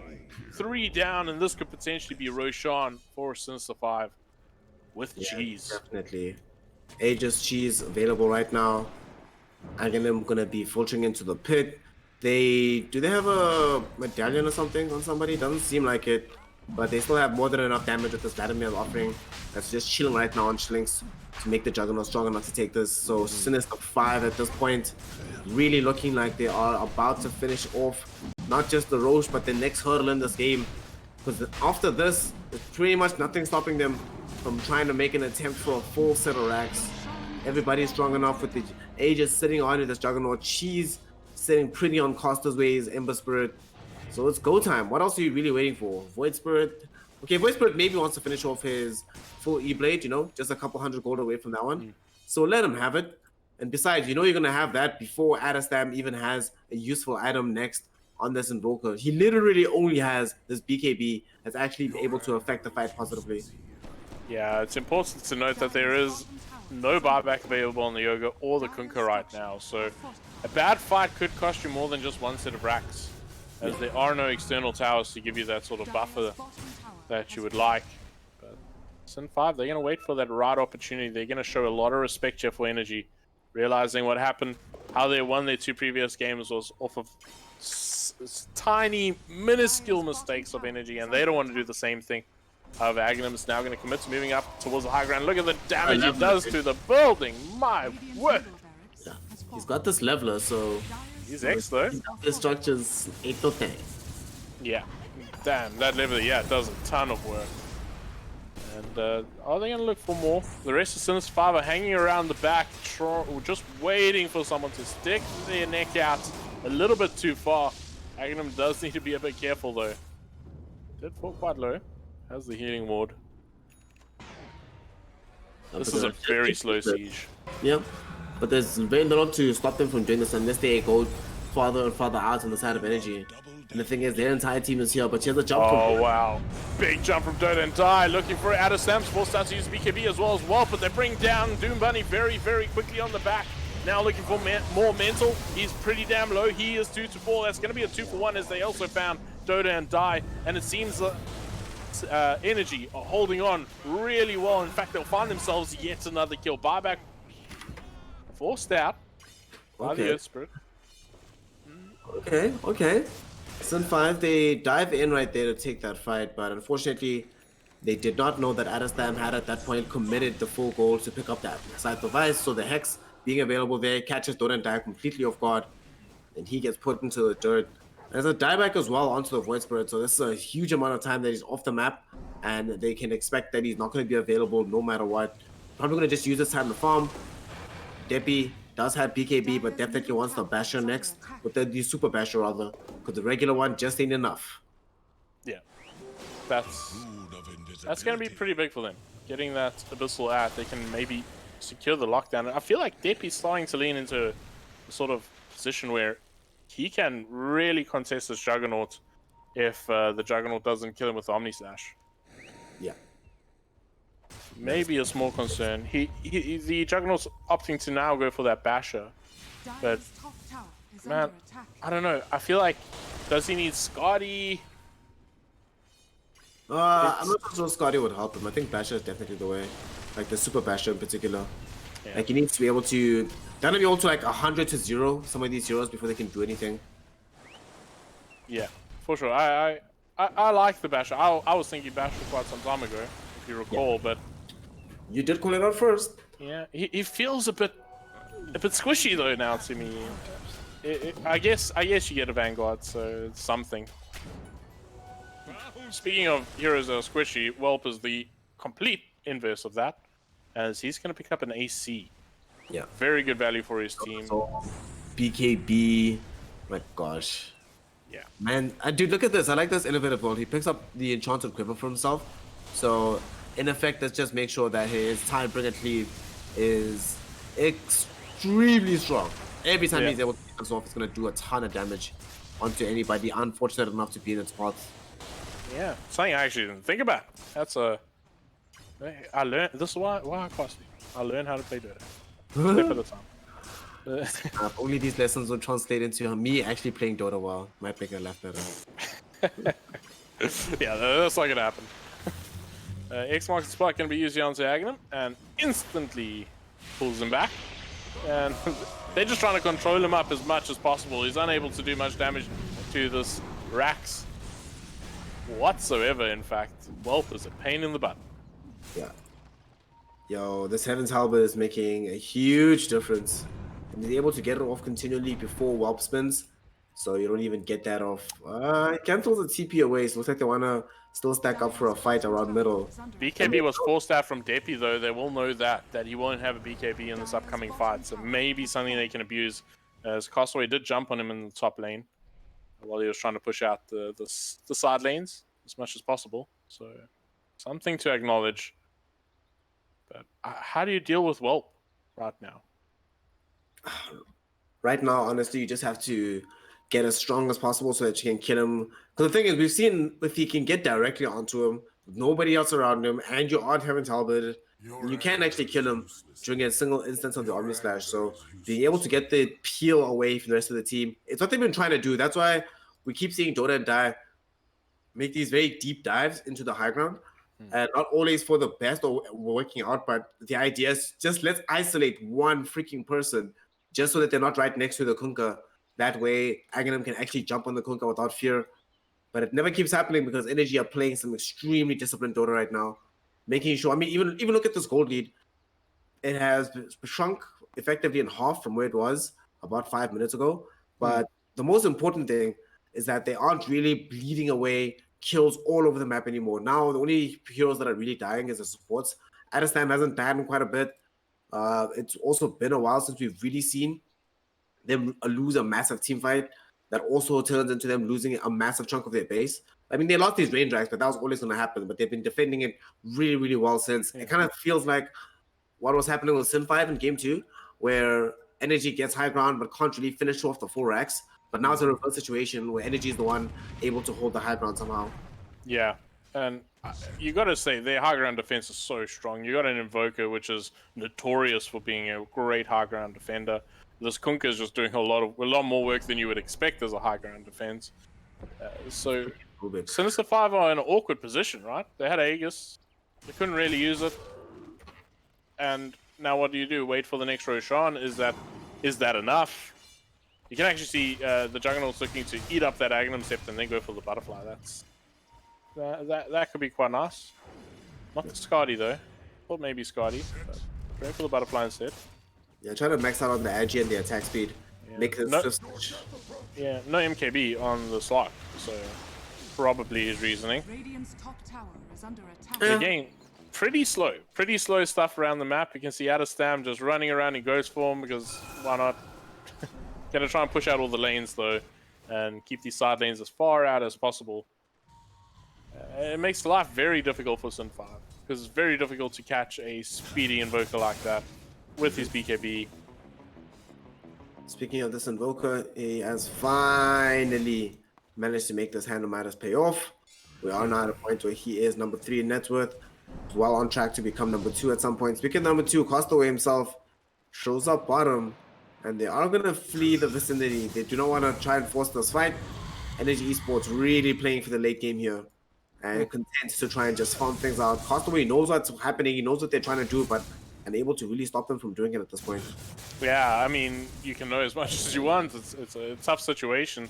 Like I say, very evasive as this Invoker, now that he's got maxed out everything. So with the Wex and the Ghost Walk, he is speedy boy. Smoke Player, however, Sin5 going to see if they can maybe do something now that they've got this Abyssal Bait completed on the Juggernauts.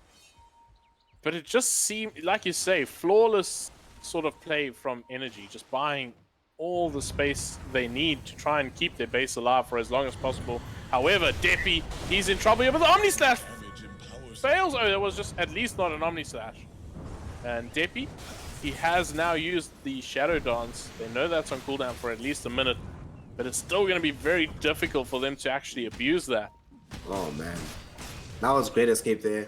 And he does all of that without having to commit his BKB, so he still keeps it at the 7-second mark, which is extremely useful at this point in the game. Which also means that he will have available if they want to contest for the upcoming Aegis. So very huge there. Sin5 did what they could, or trying their best there, but weren't really able to connect fully on that play. Yeah, about 1 minute until we see the Roshan come up, so be interesting to see how both teams are going to position themselves regarding it. I think it's going to be a very highly contested objective. Absolutely. As it might have Ags and or Refresher in this next one, so if I'm not mistaken. They have had cheese, correct? Yeah, they have the cheese already. Yeah, the previous cheese went on to Castaway. Yeah. Well, everyone's heading their way towards that direction. TKC, he's got the Aeon disc, so not going to be burst down whatsoever. Get some very, very important information for his team here. Oh, the Torrent's actually beautiful. Catches Doom Bunny on the roll and the ship to boot, and that's going to be enough. As well as the Juggernaut, I think he used up his Omni Slash. No, it was just the Swift Blade. A lot of damage coming out from Deppy. He's keeping the run down here. He's trying to catch out Aghanim. However, Deppy has now used the Shadow Dance. However, the fight does continue towards the back. Adesam is going to die. Forced out a buyback from him. Deppy has got his BKB going. How much more damage can he deal? Jump out from Dota and die. The Mortimer's Kiss is dealing a ton of damage, but Castaway, he is the one absolutely making their lives misery. Brings down multiple. No buyback available on the Yoga. There is one available on the Rubik. However, 2 buybacks forced from Energy. And Roshan spawns just at the nick of time.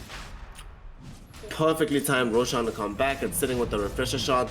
The Sunstrike damage helps to kill it even faster. They buy back on all their heroes. Energy realize this is close to the last roll of the dice. They cannot allow this particular Roche to go the way of Sin5. If that does happen, it would be over. We go. Omni Slash going to be used onto Welp. In fact, I think that was a Swift Blade. They're going to look for some more of the ships. Pretty damn good.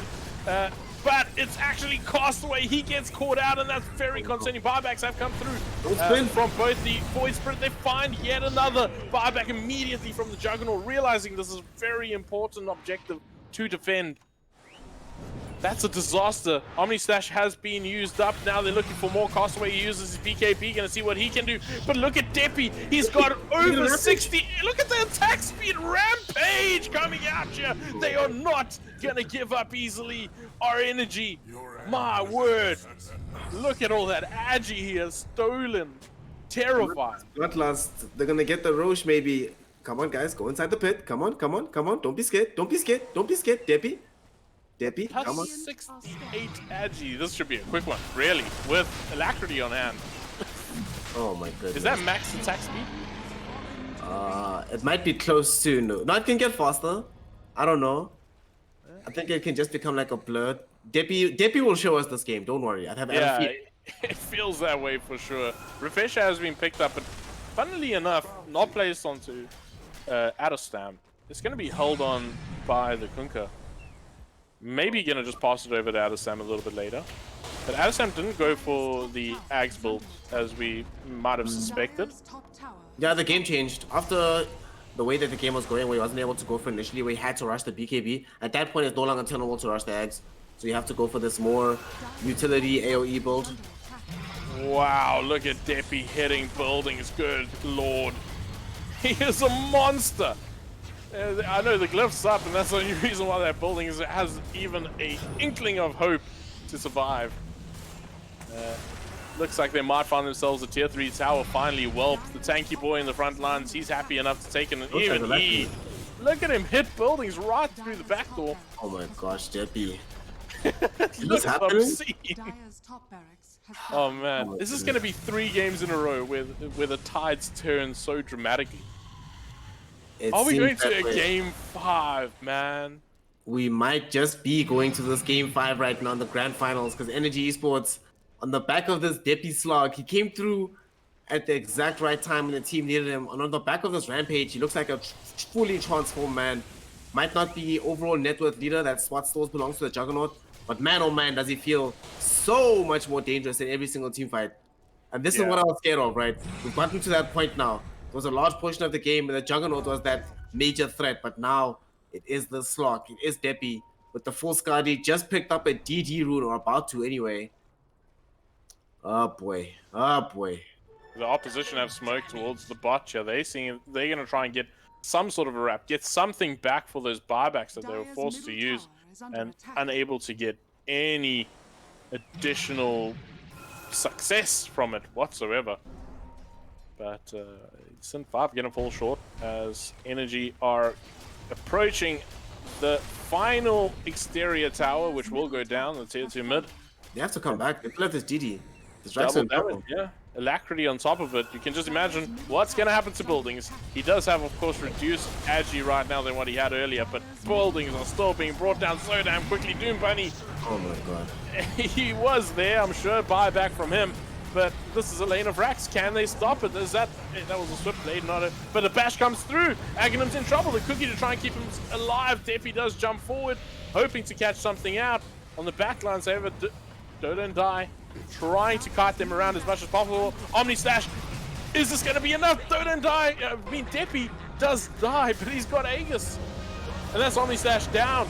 Now he's going to turn around and do as much as he can. Mortimer's Kiss is doing a ton of damage. Can they find more? Deppy doesn't care. He is hitting them so hard. But the damage output from the Juggernaut is pretty damn big. They got to be careful. They did lose both Adestam as well as Kunkka and the Ogre. Can they find more? TKC tries to TP but gets eaten up by a cookie. Oh god. They don't have buybacks. Deppy has to do something. He has to try and interrupt this push somehow. They do not have any buybacks, and he's gonna do it. He knows that he has to snake his way back into the base. He has to force them to come home. 100 seconds on the clock for his heroes. If he doesn't do this, the game might end right now. But he has the leveler. They can't afford to ignore him. Oh, pretty scary stuff here. Dota and Die jumps his way on Nini. Going to try and slow things down as much as possible, but I think he's going to pay with his life. He's trying to just kite Deppy around as much as possible, and Deppy opting to actually get himself an out of dodge. I don't know for how long, maybe just going to get himself to full HP. But Dota and Die playing the very, very brave game, putting on a big, brave face. Castaway is going to join the fray here, obviously TPing in, and that's going to force Deppy to get himself an out. I believe he should have a Remnant. Oh god. And Ember's going to come back. On the other side, Aghanim went into the base, into the Fountain of Radiant to buy himself a Desolator. He wants to be able to push this out as soon as possible. Deppy's in trouble. They got a ton of damage. He does have the Shadow Dance. Is it enough? However, he's got to get himself an out.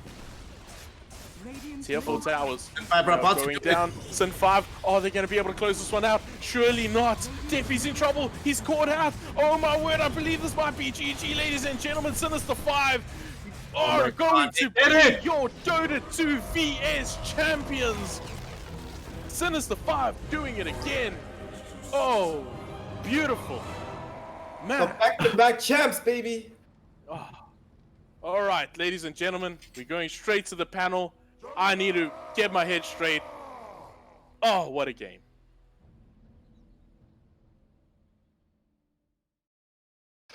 Ladies and gentlemen, do not go anywhere. We are going to get someone from Sin5 running the panel to tell us about how they are feeling and share the emotions with us.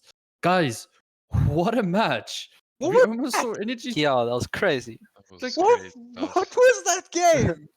Like, it looked like Sin5 had it in the bag, and then Energy turned it with like crisp plays. Slark has like 50 stacks on him, and he just looked dominant. They took the racks back in the game, and buybacks used on both teams. All the players, like everyone, used their buybacks, and the turn, like that was crazy. Congratulations to Sin5. I think we have to definitely like put a shout out to Schlinks. That save he did to the jug pretty much just won in that game. He just kept jugging. 100%. Schlinks is a SA Dota legend. He's a champion. Cookie the jug away from the Slark after he got bashed. Cookie 4-staff, managed to kite out the Slark so he could get the cheese off. Man, that was a good play. No, it was insane. Like a small little play like that continued the whole game. Like this was a great series, but both teams were awesome. But Sin5 victors, deserved victors. Let's be fair. They were the favorites coming into this matchup, and that was just amazing. Let's be honest. For a moment, we truly thought they were gonna throw that game. Sin5 like honestly looked like they were busy throwing it, and then boom, bam, brought it back. All right, guys, we're going straight into a interview with Castaway with himself from Sin5. Oh, all right. He's not in the channel though. You need to pull him in. There we go. Castaway. Hello. Castaway. Hello. Congratulations, dude, being a champion. Man.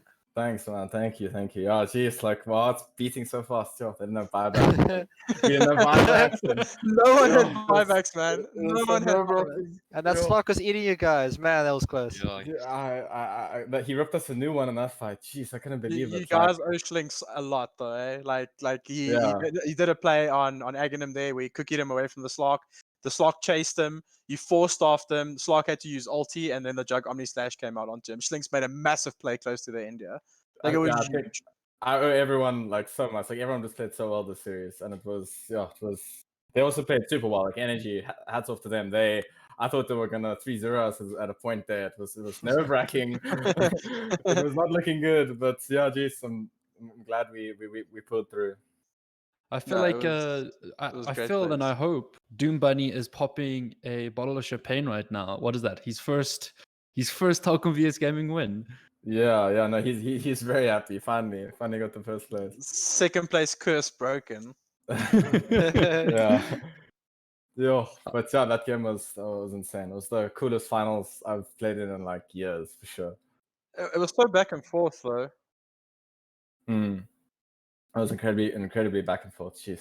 So Travis, I just have one question for you. Like, what are you gonna do right now? I'm probably gonna go make food and like reply to everyone. Everyone's gonna be like messaging me and stuff.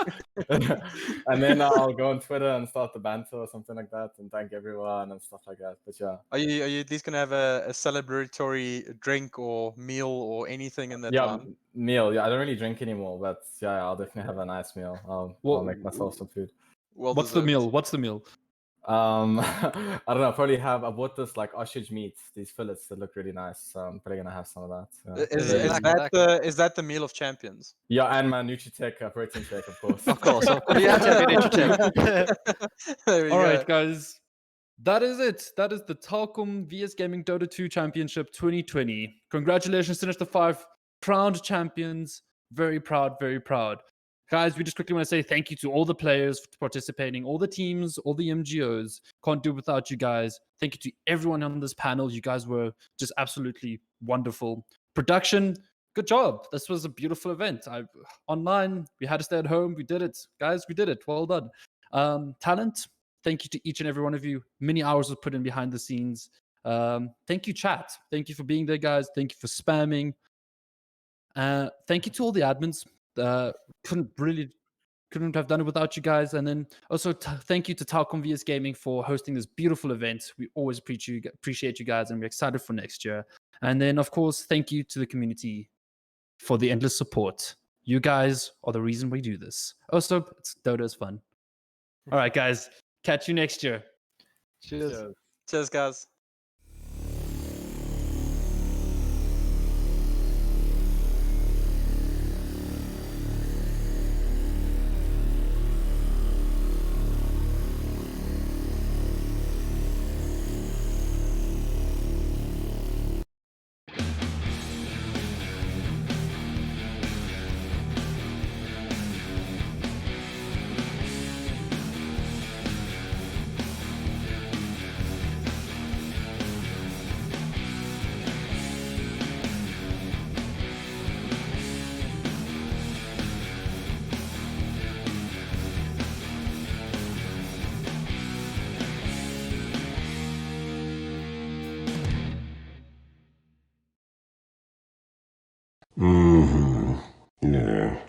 Mm-hmm. Mm-hmm. Mm-hmm.